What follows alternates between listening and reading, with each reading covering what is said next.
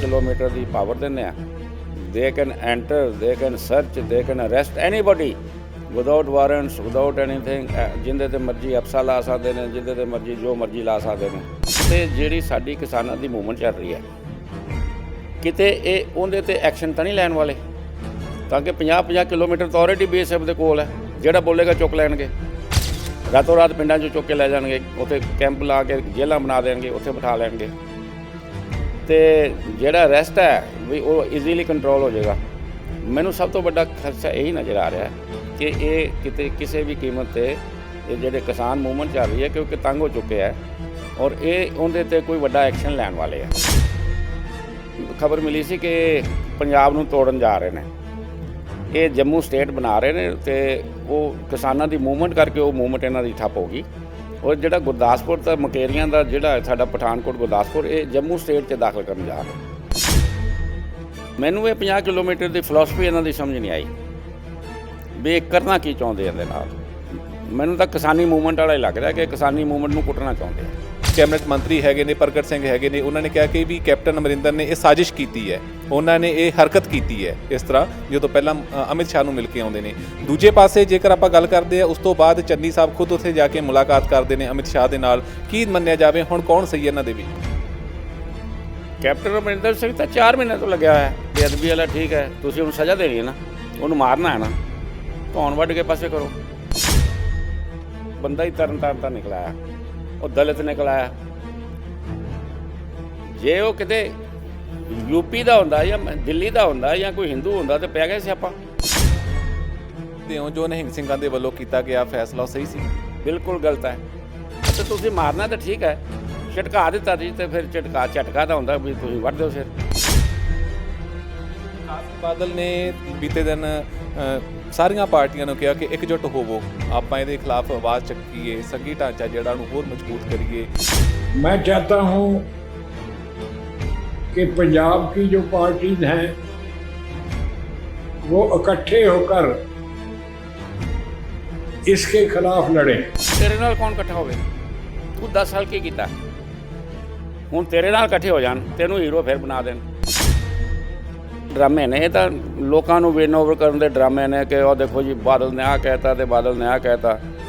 जिन्हें बादल जिदा वड्डा कल्परेट है उन्होंने तो अजे कांग्रेस भी नहीं हैगी, उन्होंने 10 साल यही काम करते रहे ने। वो 10 साल नशे भी विकाए, 10 साल बेअदबियाँ भी कराइया, गुरु ग्रंथ साहब भी रोलिया, सारा कुछ किया। इस करके तुसीं बादल बुदल दी स्टेटमेंटां नूं मैं नहीं मानता। गोल्डन टैंपल BSF वड़ सकती है, ये हो सकता कभी? फौज वार के देखा तो अज तक की हालत होई पई है। BSF क्यों वड़ सकती? BSF की अधिकार है गोल्डन टैंपल वड़न का, कदी सर्च करनी है उत्थे? ਜਿਹੜੇ ਗੋਲਡਨ ਟੈਂਪਲ ਆਣ ਤੱਕ ਨਹੀਂ ਫੜ ਸਕਦੇ ਉਹ ਤਾਂ ਗੋਲਡਨ ਟੈਂਪਲ 'ਚ ਵੜ ਕੇ ਕਰਨਗੇ, ਕੁੱਟ ਕੇ ਮਾਰ ਦੇਣਗੇ ਲੋਕੀ। ਉਹ ਹੁਣ ਤੱਕ ਕਿਸੇ ਪਿੰਡ 'ਚ ਵੀ ਜਾਣਗੇ ਨਾ, ਸੱਚ ਹੈ ਤਾਂ ਜ਼ਰੂਰ ਫੜੋ। ਜੇ ਕਿਸੇ ਨਜਾਇਜ਼ ਨੂੰ ਫੜਨਗੇ ਤਾਂ ਪਿੰਡਾਂ ਵਾਲਿਆਂ ਨੇ ਘੇਰ ਲੈਣੀ BSF ਉੱਥੇ।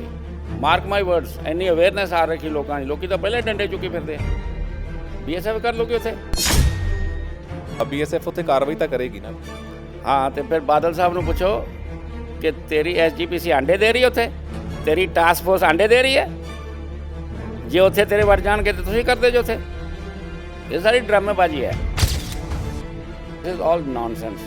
बकवास कर रहे बादल साहब, इन्ना सियाना बयाना हो के ये गल्लां करनियां उन्होंने शो बन जांदियां कि BSF गोल्डन टैंपल च वड़ जूगी। जे उत्थे कोई तस्करी वाला वड़ गया क्यों वड़ जूगा? फिर तुहानूं कुट के बाहर नहीं कड्डांगे उत्थों, श्रोमणी कमेटी नूं कुटांगे असीं। पंजाब दी किसानी नूं कोई खतरा नहीं। अगर वो मूवमेंट नूं कुचलना चाहुंदे है ਤੇ ਜੇ ਉੱਥੇ ਕੋਈ ਡੰਡਾ ਪਰੇਡ ਕਰਦੇ ਤੇ ਇੱਥੋਂ ਲੋਕੀ ਜਾਣਗੇ ਨਾ ਟਰਾਲੀਆਂ ਭਰ ਕੇ। ਉਹ ਰੋਕਣ ਵਾਸਤੇ BSF ਲਾਤੀ 50 ਕਿਲੋਮੀਟਰ। ਓਹੋ, ਮੈਂ ਇਹ ਕਹਿ ਰਿਹਾ ਕਿ ਮੂਵਮੈਂਟ ਕਿੱਥੋਂ ਹੋਣੀ ਹੈ? ਗੁਰਦਾਸਪੁਰ, ਅੰਮ੍ਰਿਤਸਰ, ਫਿਰੋਜ਼ਪੁਰ, ਅੱਧਾ ਪੰਜਾਬ ਤਾਂ ਰੋਕ ਲਿਆ ਨਾ। ਪਹਿਲਾਂ BSF ਨੂੰ ਕਿ ਆਉਣ ਨਾ ਦਿਆ ਜੇ, ਕੋਈ ਨਵਾਂ ਆਰਡਰ ਪਾਸ ਕਰਨ ਦੀ ਜ਼ਰੂਰਤ ਨਹੀਂ। ਹੁਕਮ ਦੇ ਦੇਣਾ BSF ਨੂੰ ਕੋਈ ਟਰਾਲੀ ਨਾ ਲੰਘਣ ਦਿਆ ਜੇ ਇੱਧਰ ਨੂੰ। ਉੱਥੇ ਬਿਆਸ ਘੇਰ ਲਓ, ਉੱਧਰ ਦਰਿਆ ਘੇਰ ਲਓ, ਕੋਈ ਟਰਾਲੀ ਐਨ ਨਾ ਆਉਣ ਦਿਆ ਜੇ, ਕਿਸਾਨਾਂ ਦੀ ਮੂਵਮੈਂਟ ਨਾ ਹੋਣ ਦਿਆ ਜੇ। ਬਾਕੀ ਰਹਿ ਗਿਆ ਪਟਿਆਲਾ ਤੇ ਲੁਧਿਆਣਾ, ਇਹ ਜਿੰਨੇ ਕੁ ਆਉਣਗੇ ਘੱਗਰ 'ਤੇ ਰੋਕ ਲੈਣਗੇ, ਹਰਿਆਣੇ ਵਾਲਿਆਂ ਨੂੰ ਹਰਿਆਣੇ 'ਚ ਰੋਕ ਲੈਣਗੇ। ਮਤਲਬ ਇਹ ਹੈ ਕਿ ਜਿਹੜੀਆਂ ਹਰਕਤਾਂ ਹੋਸ਼ੀਆਂ ਸਰਕਾਰ ਨੇ ਫੜ ਲਈਆਂ ਨੇ ਉਹ ਜ਼ਰੂਰ ਕਿਸਾਨ, ਇਹ ਜਿਹੜੀ ਜਥੇਬੰਦੀਆਂ ਕਿਸਾਨਾਂ ਦੀਆਂ 32 ਬੈਠੀਆਂ ਨੇ, 40 ਬੈਠੀਆਂ ਨੇ, ਉਹਨਾਂ ਨੂੰ ਇਹਨਾਂ ਨੇ ਅਵਿਕਸ਼ਨ ਕਰਨ ਦਾ ਮਨ ਬਣਾ ਲਿਆ। ਇਹ ਇਸ ਕਰਕੇ BSF ਨੂੰ 50 ਕਿਲੋਮੀਟਰ ਦਿੱਤਾ। ਜਗਬਾਣੀ ਟੀਵੀ ਦੇਖ ਰਹੇ ਸਾਰੇ ਹੀ ਦਰਸ਼ਕਾਂ ਦਾ ਸਵਾਗਤ ਹੈ। ਦੋਸਤੋ, ਕੇਂਦਰ ਸਰਕਾਰ ਦੇ ਵੱਲੋਂ ਫੈਸਲਾ ਲਿਆ ਗਿਆ ਕਿ ਜੋ ਕਿ BSF ਦਾ ਅਧਿਕਾਰ ਖੇਤਰ ਹੈ 15 ਤੋਂ 50 ਕਿਲੋਮੀਟਰ ਵਧਾ ਦਿੱਤਾ ਹੈ। ਇਸ ਦਾ ਪੰਜਾਬ ਦੇ ਲੋਕਾਂ ਤੇ ਕੀ ਅਸਰ ਪਵੇਗਾ, ਪੰਜਾਬ ਦੀ ਨੌਜਵਾਨ ਪੀੜ੍ਹੀ ਤੇ ਕੀ ਅਸਰ ਪਵੇਗਾ, ਆਉਣ ਵਾਲੇ ਸਮੇਂ ਦੇ ਵਿੱਚ ਹਾਲਾਤ ਕਿਹੋ ਜਿਹੇ ਬਣਨਗੇ, ਇਸ ਬਾਰੇ ਗੱਲਬਾਤ ਕਰਨ ਦੀ ਕੋਸ਼ਿਸ਼ ਕਰਾਂਗੇ, ਜਾਣਨ ਦੀ ਕੋਸ਼ਿਸ਼ ਕਰਾਂਗੇ। ਹਰ ਪੱਖ ਨੂੰ ਸਾਡੇ ਨਾਲ ਮੌਜੂਦ ਨੇ ਕੈਪਟਨ ਚੰਨਣ ਸਿੰਘ ਸਿੱਧੂ, ਜੋ ਕਿ ਫੌਜ ਤੋਂ ਰਿਟਾਇਰਡ ਅਫਸਰ ਨੇ। ਸਵਾਗਤ ਹੈ ਸਰ ਤੁਹਾਡਾ। ਕੁਲਵਿੰਦਰ ਸਿੰਘ ਜੀ, ਵਾਹਿਗੁਰੂ ਜੀ ਕਾ ਖਾਲਸਾ, ਵਾਹਿਗੁਰੂ ਜੀ ਕੀ ਫਤਿਹ। ਤੁਹਾਡੇ ਸਾਰੇ ਸਰੋਤਿਆਂ ਨੂੰ ਮੇਰੀ ਪਿਆਰ ਭਰੀ ਸਤਿ ਸ਼੍ਰੀ ਅਕਾਲ। ਜਿਹੜਾ ਅਧਿਕਾਰ ਖੇਤਰ BSF ਨੂੰ ਦੇਣ ਦੀ ਗੱਲ ਆਖੀ ਗਈ ਹੈ ਕੇਂਦਰ ਸਰਕਾਰ ਦੇ ਵੱਲੋਂ, ਸਭ ਤੋਂ ਪਹਿਲਾਂ ਆਪਾਂ ਗੱਲ ਕਰਦੇ ਹਾਂ ਕਿ ਪੰਜਾਬ ਦੇ ਲੋਕਾਂ ਤੇ ਇਹਦਾ ਕੀ ਅਸਰ ਪਊਗਾ। ਦੇਖੋ, ਪੰਜਾਬ ਦੇ ਲੋਕਾਂ ਤੇ ਤਾਂ ਇਹਦਾ ਅਸਰ ਪੈ ਨਾ ਪਏ, ਲੇਕਿਨ ਜਿਹੜੀ ਇਹਦੀ ਮਨਸ਼ਾ ਕੀ ਹੈ ਪਿੱਛੇ, ਪਹਿਲਾਂ ਆਪਾਂ ਨੂੰ ਉਹਦੇ ਤੇ ਆਉਣਾ ਚਾਹੀਦਾ ਕਿ ਇਹਦੇ ਪਿੱਛੇ ਮਨਸ਼ਾ ਕੀ ਹੈ। ਮੈਂ ਦੇਖ ਰਿਹਾ ਸੀ ਪਿਛਲੇ 2-3 ਮਹੀਨਿਆਂ ਤੋਂ ਕੈਪਟਨ ਅਮਰਿੰਦਰ ਸਿੰਘ ਭਾਦੋ ਜੋ CM ਸੀਗਾ, ਉਦੋਂ ਵੀ ਜ਼ੋਰ ਕੇ ਪਾਕਿਸਤਾਨ ਉੱਥੋਂ ਡਰੋਨਸ ਆ ਰਹੀਆਂ, ਸਾਡੇ ਹਥਿਆਰ ਆ ਰਹੇ ਨੇ, ਸਾਡੇ ਉੱਥੋਂ ਵੱਖਰੀ ਕਿਸਮ ਦਾ ਹੀਰੋਇਨ ਆ ਰਹੀ ਹੈ, ਸਾਡਾ ਉਹ ਆ ਰਿਹਾ, ਅਤੇ ਇਹਨਾਂ ਨੂੰ ਅਸੀਂ ਸਬਕ ਸਿਖਾਵਾਂਗੇ, ਅਸੀਂ ਇਹਨਾਂ ਨੂੰ ਫਲਾਣਾ ਕਰਾਂਗੇ, ਅਸੀਂ ਇਹਨਾਂ ਨੂੰ ਢਿੰਗੜਾ ਕਰਾਂਗੇ। ਇਮਰਾਨ ਖਾਨ ਨੂੰ ਲੈ ਰਿਹਾ ਸੀ, ਅਤੇ ਮੈਨੂੰ ਉਦੋਂ ਹੀ ਸ਼ੰਕਾ ਸੀਗਾ ਵੀ ਇਹ ਜਿਹੜੇ ਇੱਧਰ ਨੂੰ ਬਿਆਨ ਦੇਖ ਰਿਹਾ ਇਹਦਾ ਕੋਈ ਪੰਜਾਬ ਨਾਲ ਤਾਂ ਇੰਟਰਸਟ ਹੈ ਨਹੀਂ, ਇਹ ਉਹਨਾਂ ਨੂੰ ਆਕਿਆਂ ਨੂੰ ਖੁਸ਼ ਕਰ ਰਿਹਾ, ਅਤੇ ਇਹ ਕੋਈ ਨਾ ਕੋਈ ਇਹੋ ਜਿਹਾ ਇਹ ਕਦਮ ਜ਼ਰੂਰ ਰਟਾਉਣਗੇ। ਅਤੇ ਉਸ ਤੋਂ ਬਾਅਦ ਇਹ ਪਾਵਰ 'ਚੋਂ ਬਾਹਰ ਹੋ ਗਿਆ, ਅਤੇ ਚਰਨਜੀਤ ਸਿੰਘ ਚੰਨੀ ਜਿਹੜੇ ਸਾਡੇ ਮੌਜੂਦਾ ਚੀਫ ਮਿਨਿਸਟਰ ਨੇ, ਇਹ ਵੀ ਗਏ ਉੱਥੇ ਮਿਲਣ ਵਾਸਤੇ ਮੋਦੀ ਜੀ ਅਮਿਤ ਸ਼ਾਹ ਨੂੰ, ਔਰ ਇਹ ਅਮਿਤ ਸ਼ਾਹ ਨੂੰ ਕਿਹਾ ਹੈ ਕਿ ਜਿਹੜਾ ਸਾਡੇ ਬਾਰਡਰ ਨੂੰ ਸਿਕਿਉਰ ਕਰੋ ਜੀ, ਸਾਡੇ ਬਾਰਡਰ ਨੂੰ ਸੀਲ ਕਰੋ ਜੀ, ਸਾਡੇ ਉੱਥੋਂ ਬੜਾ ਡਰੋਨ ਨਾਲ ਅਸਲਾ ਆ ਰਿਹਾ, ਸਾਡੇ ਉੱਥੋਂ ਬੜੀ ਹੀਰੋਇਨ ਆ ਰਹੀ ਹੈ, ਨਸ਼ਾ ਆ ਰਿਹਾ। ਇਹ ਅਜੇ ਆ ਕੇ ਘਰ ਇੱਥੇ ਪਹੁੰਚਿਆ, ਇਸ ਦੇ ਅਗਲੇ ਦਿਨ ਉਹਨਾਂ ਨੇ ਐਲਾਨ ਕਰਤਾ ਕਿ BSF ਨੂੰ ਅਸੀਂ 50 ਕਿਲੋਮੀਟਰ ਦੀ ਪਾਵਰ ਦਿੰਦੇ ਹਾਂ। They can enter, they can search, they can arrest anybody without warrants, without anything. ਜਿਹਦੇ 'ਤੇ ਮਰਜ਼ੀ ਐਫਸਾ ਲਾ ਸਕਦੇ ਨੇ, ਜਿਹਦੇ 'ਤੇ ਮਰਜ਼ੀ ਜੋ ਮਰਜ਼ੀ ਲਾ ਸਕਦੇ ਨੇ। ਇਹਦੇ ਪਿੱਛੇ 2 ਵੱਡੇ ਮੈਨੂੰ ਰੀਜ਼ਨ ਨਜ਼ਰ ਆਉਂਦੇ ਆ।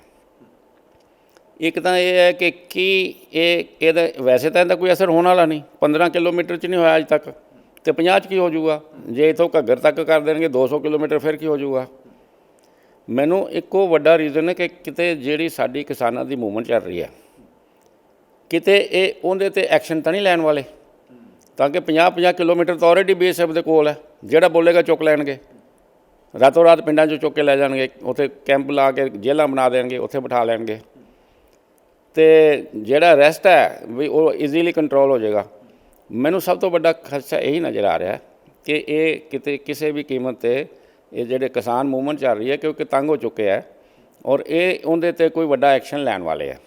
ਜਿਵੇਂ ਕਿ ਚਰਚਾ ਹੋ ਰਹੀ ਹੈ, ਅਕਾਲੀ ਦਲ ਵੀ ਕਹਿ ਰਿਹਾ ਕਿ ਵੀ ਰਾਸ਼ਟਰਪਤੀ ਰਾਜ ਲਾਗੂ ਕਰਨ ਦੀ ਕਵਾਇਦ ਹੈ, ਲੱਗਦਾ ਹੈ ਕੁਛ ਇਸ ਤਰ੍ਹਾਂ ਦਾ। ਰਾਸ਼ਟਰਪਤੀ ਰਾਜ ਤਾਂ ਵੈਸੇ ਵੀ ਲਾਗੂ ਕਰ ਸਕਦੇ ਸੀ, BSF ਨੂੰ 50 ਕਿਲੋਮੀਟਰ ਦੇਣ ਦੀ ਕੋਈ ਜ਼ਰੂਰਤ ਹੈ ਨਹੀਂ ਸੀ। ਰਾਸ਼ਟਰਪਤੀ ਜਦੋਂ ਮਰਜ਼ੀ ਰਾਜ ਲਾਗੂ, ਇਹਦੇ ਨਾਲ ਰਾਸ਼ਟਰਪਤੀ ਰਾਜ ਦਾ ਕੋਈ ਸੰਬੰਧ ਹੈ ਨਹੀਂ। ਉਹਨਾਂ ਕੋਲ ਕੋਈ ਇਨਫੋਰਮੇਸ਼ਨ ਤਾਂ ਮੈਨੂੰ ਪਤਾ, ਰਾਸ਼ਟਰਪਤੀ ਰਾਜ ਨੂੰ ਕੌਣ ਰੋਕ ਸਕਦਾ ਕਿ ਤੁਹਾਡੀ ਸਿਚੁਏਸ਼ਨ ਠੀਕ ਨਹੀਂ ਹੈ, ਉੱਧਰੋਂ ਸਾਨੂੰ ਪਾਕਿਸਤਾਨ ਤੋਂ ਖਤਰਾ ਹੈ, ਇਸ ਕਰਕੇ ਇਹਨੂੰ ਕੰਟਰੋਲ ਕਰਨ ਵਾਸਤੇ ਅਸੀਂ ਰਾਸ਼ਟਰਪਤੀ ਰਾਜ ਲਾਤਾ। ਇਹ ਤਾਂ ਮੈਨੂੰ ਮੂਵਮੈਂਟ, ਕਿਸਾਨਾਂ ਦੀ ਮੂਵਮੈਂਟ 'ਤੇ ਹੀ ਇਹਦਾ ਡੰਡਾ ਚਲਾਉਣ ਦਾ ਨਜ਼ਰ ਆ ਰਿਹਾ ਮੈਨੂੰ। ਸ਼੍ਰੋਮਣੀ ਅਕਾਲੀ ਦਲ ਨੇ ਸਵਾਲ ਚੱਕੇ ਨੇ ਪ੍ਰਧਾਨ ਮੰਤਰੀ ਮੋਦੀ ਤੇ, ਕਹਿੰਦੇ ਜਦੋਂ 2013-14 ਦੇ ਵਿੱਚ ਉਹ ਮੁੱਖ ਮੰਤਰੀ ਸੀਗੇ ਗੁਜਰਾਤ ਤੇ, ਉਦੋਂ ਉਹਨਾਂ ਦਾ ਜਿਹੜਾ ਏਰੀਆ ਸੀਗਾ, ਸਰਹੱਦੀ ਏਰੀਆ 30 ਤੋਂ 50 ਕਰ ਦਿੱਤਾ, 50 ਤੋਂ 80 ਕਰ ਦਿੱਤਾ ਗਿਆ ਸੀਗਾ, ਪਰ ਜਦੋਂ ਸੱਤਾ ਦੇ ਵਿੱਚ ਆਉਂਦੇ ਨੇ ਉਸ ਤੋਂ ਬਾਅਦ ਵਿੱਚ ਉਹਨੂੰ ਫਿਰ 50 ਕਰ ਦਿੱਤਾ ਜਾਂਦਾ ਹੈ। ਤੇ ਉਦੋਂ ਵੀ ਮੁੱਖ ਮੰਤਰੀ ਰਹਿੰਦਿਆਂ ਦੇਸ਼ ਦੇ ਪ੍ਰਧਾਨ ਮੰਤਰੀ ਨੇ ਆਪਣਾ ਸਵਾਲ ਕੀਤਾ ਸੀਗਾ, ਮੌਜੂਦਾ ਉਦੋਂ ਦੀ ਤਤਕਾਲੀ ਜਿਹੜੀ ਸਰਕਾਰ ਸੀਗੀ, ਕਾਂਗਰਸ ਸਰਕਾਰ ਸੀਗੀ, ਸਵਾਲ ਕੀਤਾ ਸੀਗਾ ਕਿ ਵੀ ਕਿਉਂ ਅਧਿਕਾਰ ਖੇਤਰ BSF ਦਾ ਵਧਾ ਦਿੱਤਾ ਗਿਆ। ਪਰ ਹੁਣ ਉਹ ਸੱਤਾ ਦੇ ਵਿੱਚ ਨੇ, ਆਪ ਖੁਦ ਪ੍ਰਧਾਨ ਮੰਤਰੀ ਹੈਗੇ ਨੇ, ਉਹਨਾਂ ਦੇ ਵੱਲੋਂ ਲਿਆ ਗਿਆ ਫੈਸਲਾ ਕੀ ਦਰਸਾਉਂਦਾ ਹੈ। ਜਿੱਥੋਂ ਤੱਕ ਗੁਜਰਾਤ ਦਾ ਸਵਾਲ ਹੈ ਅਤੇ ਰਾਜਸਥਾਨ ਦਾ ਸਵਾਲ ਹੈ, ਬਾਰਡਰ ਤੋਂ 200 150 ਕਿਲੋਮੀਟਰ ਤੱਕ ਤਾਂ ਸੈਂਡ ਡਿਊਨਸ ਨੇ ਕੋਈ ਬੰਦਾ ਹੀ ਹੈ ਨਹੀਂ। ਉੱਥੇ ਤੁਸੀਂ 80 ਕਿਲੋਮੀਟਰ ਕਰ ਲਓ, ਉੱਥੇ ਤੁਸੀਂ 100 ਕਿਲੋਮੀਟਰ ਕਰ ਲਓ, ਉੱਥੇ ਤਾਂ ਕੋਈ ਹੈ ਹੀ ਨਹੀਂ, ਲੈਣਾ ਦੇਣਾ ਕੋਈ ਨਹੀਂ। ਅਸੀਂ ਤਾਂ ਰਾਈਟ ਅਪ ਟੂ ਜਿਹੜੀ ਸਾਡੀ ਤਾਰ ਲੱਗੀ ਹੋਈ ਹੈ, ਅਸੀਂ ਤਾਂ ਤਾਰ ਲੰਘ ਕੇ ਵੀ ਖੇਤੀ ਕਰਨ ਜਾਂਦੇ ਹਾਂ। ਤਾਰ ਵੀ ਤਾਂ ਆਪਣੇ ਏਰੀਆ 'ਚ ਲੱਗੀ ਹੈ ਨਾ, ਅੱਗੇ 4 ਕਿਲੋਮੀਟਰ ਦਾ ਏਰੀਆ ਛੱਡਿਆ ਹੋਇਆ ਨਾ, ਉਹ ਸਾਡੇ ਕਿਸਾਨਾਂ ਦੀ ਜ਼ਮੀਨ ਹੈ, ਉਹ ਪਾਸ ਲੈ ਕੇ ਅਸੀਂ ਉੱਥੇ ਵੀ ਜਾਂਦੇ ਹਾਂ, ਵਾਹੁਣ ਵਾਸਤੇ ਅਸੀਂ ਬੀਜਣ ਜਾਂਦੇ ਹਾਂ। ਇਹ ਕੋਈ ਰਾਜਸਥਾਨ ਅਤੇ ਗੁਜਰਾਤ ਤਾਂ ਹੈ ਨਹੀਂ। ਕਿ ਜਿਹੜਾ ਤੁਸੀਂ ਇੱਥੇ ਤਾਂ ਵੀ ਆਰ ਡੈਂਸਲੀ ਪਾਪੂਲੇਟਡ ਆ। ਅਸੀਂ ਤਾਂ ਅਟਾਰੀ ਬਾਰਡਰ 'ਤੇ ਵੀ ਅਸੀਂ ਬੈਠੇ ਹਾਂ, ਸਾਡੇ ਪਿੰਡ ਨੇ ਐਡੇ ਵੱਡੇ। ਅਤੇ ਉਹ 50 ਕਿਲੋਮੀਟਰ ਦਾ ਕੋਈ ਮੈਨੂੰ ਤਾਂ ਸਮਝ ਨਹੀਂ ਆਉਂਦੀ। ਜਾਂ ਤਾਂ ਸਾਨੂੰ ਐਕਸਪਲੇਨ ਕਰਨਾ ਵੀ ਅਸੀਂ ਕਿਉਂ ਲਾਇਆ। ਆਪਦੀ ਮਨਸ਼ਾ ਜ਼ਾਹਰ ਕਰ ਦਿੰਦੇ ਕਿ ਇਹਦਾ ਸਾਡਾ ਲਾਉਣ ਦਾ ਵੈਸੇ ਕੋਈ ਮਤਲਬ ਨਹੀਂ, ਤੁਹਾਨੂੰ ਹਰਾਸ ਕਰਨ ਦੀ ਕੋਈ ਮਤਲਬ ਨਹੀਂ ਹੈ, ਤੁਹਾਡੇ ਲੋਕ ਮੁੰਡਿਆਂ ਨੂੰ ਹਰਾਸਮੈਂਟ ਦੀ ਕੋਈ ਲੋੜ ਨਹੀਂ। ਸਾਡਾ ਇਹਦਾ ਮਤਲਬ ਆਹ ਹੈ ਕਿ ਸਾਨੂੰ ਆ ਇਨਪੁਟ ਆ ਰਹੀ ਹੈ ਕਿ ਪਾਕਿਸਤਾਨ ਜਿਹੜਾ ਉਹ ਇਨਫਿਲਟਰੇਟ ਕਰ ਰਿਹਾ ਜਾਂ ਇਹ ਕਰਨ ਦੀ ਕੋਸ਼ਿਸ਼ ਕਰੇਗਾ, ਅਤੇ ਅਸੀਂ ਇਹ ਪ੍ਰੀਕਾਸ਼ਨਰੀ ਮੈਜਰ ਕਰਕੇ ਲਾ ਰਹੇ ਹਾਂ। ਇਹੋ ਜਿਹੀ ਤਾਂ ਉਹਨਾਂ ਨੇ ਕੋਈ ਦੱਸੀ ਨਹੀਂ। ਰਾਤੋਂ ਰਾਤ ਕਹਿੰਦਾ ਉਹਨਾਂ ਦਾ ਇੰਨਾ ਸੀ, ਗੁਜਰਾਤ ਦਾ ਘਟਾਤਾ, ਸਗੋਂ 80 ਤੋਂ ਘਟਾ ਕੇ 50 ਕਰਤਾ, ਸਾਡਾ 15 ਤੋਂ ਕਰਕੇ 50 ਕਰਤਾ। ਤੇ ਦੋ ਚੀਜ਼ਾਂ ਹੋ ਸਕਦੀਆਂ। ਇੱਕ ਟਾਈਮ 'ਤੇ ਇੱਥੋਂ ਵੀ ਖਬਰ ਮਿਲੀ ਸੀ ਕਿ ਪੰਜਾਬ ਨੂੰ ਤੋੜਨ ਜਾ ਰਹੇ ਨੇ, ਇਹ ਜੰਮੂ ਸਟੇਟ ਬਣਾ ਰਹੇ ਨੇ, ਅਤੇ ਉਹ ਕਿਸਾਨਾਂ ਦੀ ਮੂਵਮੈਂਟ ਕਰਕੇ ਉਹ ਮੂਵਮੈਂਟ ਇਹਨਾਂ ਦੀ ਠੱਪ ਹੋ ਗਈ। ਔਰ ਜਿਹੜਾ ਗੁਰਦਾਸਪੁਰ ਤਾਂ ਮਕੇਰੀਆਂ ਦਾ ਜਿਹੜਾ ਸਾਡਾ ਪਠਾਨਕੋਟ ਗੁਰਦਾਸਪੁਰ, ਇਹ ਜੰਮੂ ਸਟੇਟ 'ਚ ਦਾਖਲ ਕਰਨ ਜਾ ਰਹੇ। ਅਤੇ ਹੁਣ ਵੀ ਇਹ ਵੀ ਹੋ ਸਕਦਾ ਕਿ ਕੰਟਰੋਲ ਕਰਨ ਵਾਸਤੇ ਪਹਿਲਾਂ ਹੀ BSF ਲਾ ਦਿਓ। ਯਾਨੀ ਕਿ ਆਉਣ ਵਾਲੇ ਸਮੇਂ ਦੇ ਵਿੱਚ ਖਦਸ਼ਾ ਪ੍ਰਗਟਾਇਆ ਜਾ ਸਕਦਾ, ਪੰਜਾਬ ਜਿਹੜਾ ਹੈਗਾ ਵਾ, ਅੱਧਾ ਪੰਜਾਬ ਉਹ ਕੇਂਦਰ ਸ਼ਾਸਿਤ ਪ੍ਰਦੇਸ਼ ਹੋ ਜਾਊਗਾ। ਅੱਧਾ ਕੇਂਦਰ ਸ਼ਾਸਿਤ ਪ੍ਰਦੇਸ਼ ਤਾਂ ਅੱਧੇ ਨਾਲ ਉਹਦਾ ਕੋਈ ਮਤਲਬ ਹੀ ਨਾ। ਮੈਂ ਪਹਿਲਾਂ ਕਿਹਾ ਕੇਂਦਰ ਸਾਰੇ ਕਰ ਸਕਦੇ ਜਦੋਂ ਮਰਜ਼ੀ ਕਰਨ। ਵਾਈ ਅੱਧਾ ਵਾਈ ਨਾਟ ਸਾਰਾ। ਜੇਕਰ ਜੰਮੂ ਕਸ਼ਮੀਰ ਦੇ ਨਾਲ ਜੋੜਦੇ ਨੇ, ਉਹ ਸਟੇਟ ਸਾਡੀਆਂ ਲਾਉਂਦੇ ਨੇ, ਅਤੇ ਉਹ ਦੋ ਜ਼ਿਲ੍ਹਿਆਂ ਨੇ ਹੀ ਰਿਵੋਲਟ ਕਰਦੀਆਂ ਨਾ। ਉਹ 2 ਜ਼ਿਲ੍ਹੇ ਤਾਂ ਆਲਰੇਡੀ ਦੇਤੇ, BSF ਥੱਲੇ ਦੇਤੇ। 50 ਕਿਲੋਮੀਟਰ ਤਾਂ ਗੁਰਦਾਸਪੁਰ ਤੋਂ ਵੀ ਅੱਗੇ ਮਕੇਰੀਆਂ ਤੱਕ ਆ ਜਾਂਦਾ, ਤਾਂ ਉੱਧਰੋਂ ਪਠਾਨਕੋਟ ਤੋਂ ਦੇਤਾ, ਤਾਂ ਉਹ ਤਾਂ ਆਲਰੇਡੀ ਦੇਤੇ 2 ਜ਼ਿਲ੍ਹੇ। ਅਤੇ ਬਾਕੀ ਮਨਸ਼ਾ ਜਿਹੜੀ ਹੈ, ਇਹ ਸਾਨੂੰ ਤਾਂ ਮੈਨੂੰ ਕੋਈ ਇਹਦੀ ਸਮਝ ਨਹੀਂ ਆਈ। ਮੈਂ ਮਿਲਟਰੀ ਹਿਸਟੋਰੀਅਨ ਵੀ ਹਾਂ, ਮੈਂ ਮਿਲਟਰੀ ਸਟੱਡੀ ਵੀ ਕਰਦਾ। ਮੈਨੂੰ ਇਹ 50 ਕਿਲੋਮੀਟਰ ਦੀ ਫਿਲਾਸਫੀ ਇਹਨਾਂ ਦੀ ਸਮਝ ਨਹੀਂ ਆਈ ਵੀ ਇਹ ਕਰਨਾ ਕੀ ਚਾਹੁੰਦੇ ਇਹਦੇ ਨਾਲ। ਮੈਨੂੰ ਤਾਂ ਕਿਸਾਨੀ ਮੂਵਮੈਂਟ ਵਾਲਾ ਹੀ ਲੱਗ ਰਿਹਾ ਕਿ ਕਿਸਾਨੀ ਮੂਵਮੈਂਟ ਨੂੰ ਕੁੱਟਣਾ ਚਾਹੁੰਦੇ ਆ। ਕਾਂਗਰਸ ਦੇ ਹੀ ਆਪਣੇ ਬੰਦੇ ਉਹਨਾਂ ਦੇ ਕਹਿ ਰਹੇ ਨੇ, ਮੰਤਰੀ ਕਹਿ ਰਹੇ ਨੇ ਕਿ ਵੀ ਕੈਪਟਨ ਅਮਰਿੰਦਰ ਨੇ ਇਹ ਸ਼ਰਾਰਤ ਕੀਤੀ ਹੈ। ਇਹਨੂੰ ਸ਼ਰਾਰਤ ਮੰਨਿਆ ਜਾਵੇ ਜਾਂ ਕੈਪਟਨ ਜਿਹੜੀ ਆਪਣੀ ਮੌਜੂਦਾ ਪੰਜਾਬ ਕਾਂਗਰਸ ਸਰਕਾਰ ਹੈਗੀ ਹੈ, ਚੰਨੀ ਸਾਹਿਬ ਉੱਥੇ ਜਾਂਦੇ ਨੇ, ਅਮਿਤ ਸ਼ਾਹ ਦੇ ਨਾਲ ਮੁਲਾਕਾਤ ਕਰਦੇ ਨੇ, ਇਹ ਉਹਨਾਂ ਦੀ ਕੀ ਮੰਨੀਏ ਆਪਾਂ? ਜਾਂ ਤਾਂ ਕੈਪਟਨ ਸਾਹਿਬ ਦੀ, ਜੇ ਤਾਂ ਆਪਾਂ ਸਿੱਧੇ ਤੌਰ 'ਤੇ ਦੇਖੀਏ, ਜਿਹੜੇ ਮੌਜੂਦਾ ਕੈਬਨਿਟ ਮੰਤਰੀ ਹੈਗੇ ਨੇ, ਪ੍ਰਗਟ ਸਿੰਘ ਹੈਗੇ ਨੇ, ਉਹਨਾਂ ਨੇ ਕਿਹਾ ਕਿ ਵੀ ਕੈਪਟਨ ਅਮਰਿੰਦਰ ਨੇ ਇਹ ਸਾਜ਼ਿਸ਼ ਕੀਤੀ ਹੈ, ਉਹਨਾਂ ਨੇ ਇਹ ਹਰਕਤ ਕੀਤੀ ਹੈ, ਇਸ ਤਰ੍ਹਾਂ ਜਦੋਂ ਪਹਿਲਾਂ ਅਮਿਤ ਸ਼ਾਹ ਨੂੰ ਮਿਲ ਕੇ ਆਉਂਦੇ ਨੇ। ਦੂਜੇ ਪਾਸੇ ਜੇਕਰ ਆਪਾਂ ਗੱਲ ਕਰਦੇ ਹਾਂ, ਉਸ ਤੋਂ ਬਾਅਦ ਚੰਨੀ ਸਾਹਿਬ ਖੁਦ ਉੱਥੇ ਜਾ ਕੇ ਮੁਲਾਕਾਤ ਕਰਦੇ ਨੇ ਅਮਿਤ ਸ਼ਾਹ ਦੇ ਨਾਲ। ਕੀ ਮੰਨਿਆ ਜਾਵੇ ਹੁਣ ਕੌਣ ਸਹੀ ਹੈ ਇਹਨਾਂ ਦੇ ਵਿੱਚੋਂ? ਕੈਪਟਨ ਅਮਰਿੰਦਰ ਸਿੰਘ ਤਾਂ 4 ਮਹੀਨੇ ਤੋਂ ਲੱਗਿਆ ਹੋਇਆ। ਚੰਨੀ ਤਾਂ ਹੁਣ ਗਿਆ, ਕੀ ਪਤਾ ਚੰਨੀ ਤਾਂ ਵੈਸੇ ਮਿਲਣ ਗਿਆ ਸੀ, ਅਤੇ ਕਹਿਤਾ ਹੋਣਾ ਅਮਰਿੰਦਰ ਨੂੰ ਵੀ ਆ ਕੇ ਮਿਲਿਆ, ਅਤੇ ਬਈ ਉਹ ਸਾਡੇ ਬਾਰਡਰ ਸੀਲ ਕਰੋ ਜੀ। ਸੀਲ ਕਰੋ ਮੀਨਸ ਉੱਥੇ BSF ਹੋਰ ਲਗਾਓ, ਨਾ ਕਿ 50 ਕਿਲੋਮੀਟਰ ਤੱਕ ਏਰੀਆ ਦੇ ਦਿਓ। ਜੇ ਤੁਸੀਂ 15 ਕਿਲੋਮੀਟਰ 'ਚ ਹੀ ਨਹੀਂ ਫਸ ਸਕਦੇ ਅਤੇ 50 'ਚ ਕੀ ਕਰ ਲਓਗੇ ਤੁਸੀਂ? 50 ਤਾਂ ਸਾਡਾ ਰਈਏ ਤੱਕ ਆ ਗਿਆ ਸਾਰਾ ਏਰੀਆ, ਅਤੇ ਉੱਧਰੋਂ ਸਾਡਾ ਪਠਾਨਕੋਟ ਦਾ ਬਟਾਲੇ ਤੋਂ ਵੀ ਅੱਗੇ ਤੱਕ ਦਾ ਆ ਗਿਆ, ਅਤੇ 50 ਕਿਲੋਮੀਟਰ BSF ਕੀ ਕਰੂਗੀ? ਵੈਸੇ ਸਾਰਾ BSF ਦੇ ਹਵਾਲੇ ਕਰ ਦਿਓ, ਵੈਸੇ ਤੁਸੀਂ ਪ੍ਰੈਜ਼ੀਡੈਂਟ ਰੂਲ ਲਾ ਦਿਓ। ਇਹ ਮਨਸ਼ਾ ਤਾਂ ਸਰਕਾਰ ਨੂੰ ਦੱਸਣੀ ਚਾਹੀਦੀ ਹੈ। ਲੇਕਿਨ ਸਾਰੀ ਦੁਨੀਆ 'ਚ ਜਿਹੜਾ ਮੈਸੇਜ ਗਿਆ ਹੈ ਕਿ ਇਹ ਸਿੱਖਾਂ ਨੂੰ ਇੱਕ ਦਫਾ ਫਿਰ ਲਤਾੜਨਾ ਚਾਹੁੰਦੇ ਆ, ਇੱਕ ਦਫਾ ਇਹ ਫਿਰ ਲਤਾੜਨਾ ਚਾਹੁੰਦੇ, ਕਿਉਂਕਿ ਜਿਹੜਾ ਪੋਲੀਟੀਕਲ ਸਿਸਟਮ ਜੋ ਬਣ ਰਿਹਾ, ਜਿਹੜਾ ਇਹਨਾਂ ਨੇ UP 'ਚ ਕੀਤਾ, ਉਹ ਸਿਰਫ ਜਾਣ ਬੁੱਝ ਕੇ ਸਿੱਖਾਂ ਨਾਲ ਕੀਤਾ ਗਿਆ, ਜਾਣ ਬੁੱਝ ਕੇ ਕੀਤਾ ਗਿਆ। ਉਹ ਗੱਡੀਆਂ ਐਂ ਨਹੀਂ ਤਾਂ ਉਹਨੂੰ ਮੈਂ ਪ੍ਰਾਈਮ ਮਿਨਿਸਟਰ ਹੁੰਦਾ, ਮੈਂ ਚੱਕ ਕੇ ਉਹਨੂੰ ਅੰਦਰ ਨਾ ਦੇ ਦਿਆਂ, ਮੇਰਾ ਕਹਦਾ ਹੋਮ ਮਿਨਿਸਟਰ ਹੈ, ਮੈਂ ਉਹਨੂੰ ਉਲਟਾ ਕਰਕੇ ਟੰਗਿਆ ਹੁੰਦਾ ਹੁਣ ਤੱਕ ਕਿ ਤੇਰੀ ਇਹ ਹਿੰਮਤ, ਤੂੰ ਮੈਨੂੰ ਬਦਨਾਮ ਕੀਤਾ, ਤੂੰ ਮੇਰੀ ਸਰਕਾਰ ਬਦਨਾਮ ਕੀਤੀ ਹੈ। ਉਹਨੂੰ ਡਿਫੈਂਡ ਕਰ ਰਿਹਾ। ਉਹ UP 'ਚ ਮੁਸਲਮਾਨ ਕਿਉਂਕਿ 27% ਨੇ, ਅਤੇ ਉਹ ਚਾਹੁੰਦੇ ਸੀ ਵੀ ਇਹ ਮੁੱਦਾ ਉੱਠਿਆ ਹੈ ਅਤੇ ਇਹਨਾਂ 'ਤੇ ਮਾਰੋ 10-20 ਬੰਦੇ 'ਤੇ ਕਰ ਦਿਓ, ਹਿੰਦੂ ਸਿੱਖ ਕਰ ਦਿਓ। ਲੇਕਿਨ ਉਹ ਮੁੱਦਾ ਬਣਾ ਨਹੀਂ ਸਕੇ, ਉਹ ਬਣਿਆ ਨਹੀਂ। ਕੋਸ਼ਿਸ਼ ਤਾਂ ਉਹਨਾਂ ਨੇ ਕੀਤੀ। ਜੋ ਆ ਕਾਂਡ ਨਿਹੰਗ ਸਿੰਘ ਵਾਲਾ ਇੱਥੇ ਹੋਇਆ, ਮੈਨੂੰ ਤਾਂ ਪਿੱਛੇ ਇਹਨਾਂ ਦੀ ਬਦਬੂ ਨਜ਼ਰ ਆ ਰਹੀ ਹੈ, ਕਿਉਂਕਿ ਅਦਰਵਾਈਜ਼ ਤੁਸੀਂ ਮੈਨੂੰ ਇਹ ਦੱਸੋ ਕਿ ਠੀਕ ਹੈ ਬੇਅਦਬੀ ਕੀਤੀ ਤੁਸੀਂ, ਪਿਛਲੇ ਥੱਕੇ ਹੋਏ ਜੇ 2015 ਤੋਂ, ਕਿ ਤੁਹਾਨੂੰ ਕਦੀ ਵੀ ਬੇਅਦਬੀ ਦਾ ਇਨਸਾਫ ਨਹੀਂ ਮਿਲਿਆ, ਐਨੀ ਸਿੱਖ ਮੈਂ ਵੀ ਕਹਿੰਦਾ ਨਹੀਂ ਮਿਲਿਆ, ਅਤੇ ਤੁਸੀਂ ਕੀ ਕਰੋਗੇ? ਜੇ ਬੇਅਦਬੀ ਵਾਲਾ ਠੀਕ ਹੈ, ਤੁਸੀਂ ਉਹਨੂੰ ਸਜ਼ਾ ਦੇਣੀ ਹੈ ਨਾ, ਉਹਨੂੰ ਮਾਰਨਾ ਹੈ ਨਾ, ਧੌਣ ਵੱਢ ਕੇ ਪਾਸੇ ਕਰੋ। ਤੁਸੀਂ ਪਹਿਲਾਂ ਉਹਦੀ ਬਾਂਹ ਵੱਢਦੇ ਜੇ, 15 ਮਿੰਟਾਂ ਬਾਅਦ ਤੁਸੀਂ ਉਹਦੀ ਲੱਤ ਵੱਢਦੇ ਜੇ, ਤੁਸੀਂ ਉਹਨੂੰ ਬਲੀਡ ਕਰਦੇ ਜੇ, ਬਲੀਡ ਕਰਕੇ ਫਿਰ ਤੁਸੀਂ ਉਹਨੂੰ ਟੰਗ ਦਿੰਦੇ ਜੇ, ਉਹ ਪਾਣੀ ਮੰਗਦਾ। ਇਹ ਕਿਹੜਾ ਸਿੱਖ ਇਹੋ ਜਿਹਾ ਕੰਮ ਕਰ ਸਕਦਾ? ਕੋਈ ਦੁਨੀਆ ਦਾ ਸਿੱਖ, ਕੋਈ ਬਾਬੇ ਨਾਨਕ ਦਾ ਸਿੱਖ, ਕੋਈ ਗੁਰੂ ਗੋਬਿੰਦ ਸਿੰਘ ਦਾ ਸਿੱਖ, ਕੋਈ ਸਾਡੇ ਗੁਰੂ ਸਾਹਿਬ ਹਰਗੋਬਿੰਦ ਸਿੰਘ ਦਾ ਸਾਹਿਬ ਸਿੱਖ, ਕੋਈ ਐਸਾ ਕਰ ਸਕਦਾ ਹੈ?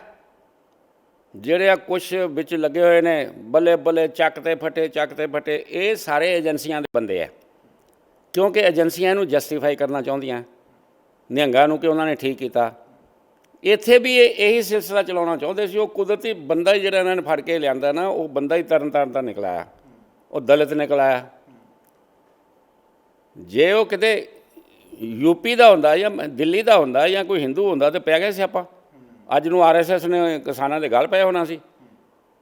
ਇਹ ਕਿਸਾਨਾਂ ਨੂੰ ਐਡੀ ਤੁਸੀਂ ਉਹਨਾਂ ਨਾਲ ਗਲਤ ਕਰਦੇ ਨੇ ਸਾਲ ਦੇ, ਤੇ ਛੜਯੰਤਰ ਕਦੀ ਕਰ ਰਹੇ ਜੇ, ਕਦੀ ਉੱਥੇ ਬੰਦੇ ਮਾਰ ਦਿੰਦੇ ਗੱਡੀਆਂ ਚੜਾ ਕੇ, ਕਦੀ ਇੱਥੇ ਬੰਦਾ ਮਾਰਦੇ, ਕਦੀ ਇੱਥੇ। ਇਹ ਕਾਹਦੇ ਛੜਯੰਤਰ ਹੋ ਰਹੇ ਨੇ? ਤੁਸੀਂ ਕੀ ਸਮਝਦੇ ਹੋ ਜੋ ਨਿਹੰਗ ਸਿੰਘਾਂ ਦੇ ਵੱਲੋਂ ਕੀਤਾ ਗਿਆ ਫੈਸਲਾ ਉਹ ਸਹੀ ਸੀਗਾ? ਬਿਲਕੁਲ ਗਲਤ ਹੈ। ਤੁਸੀਂ ਫੜ ਲਿਆ ਬੰਦਾ, ਲਾਅ ਐਂਡ ਆਰਡਰ ਤੁਹਾਡੇ ਹੱਥ 'ਚ ਨਹੀਂ ਹੈਗਾ। ਤੁਸੀਂ ਉਹਨੂੰ ਸਗੋਂ ਬਹੁਤ ਵੱਡਾ ਨੁਕਸਾਨ ਕੀਤਾ ਉਹਨਾਂ ਨੇ।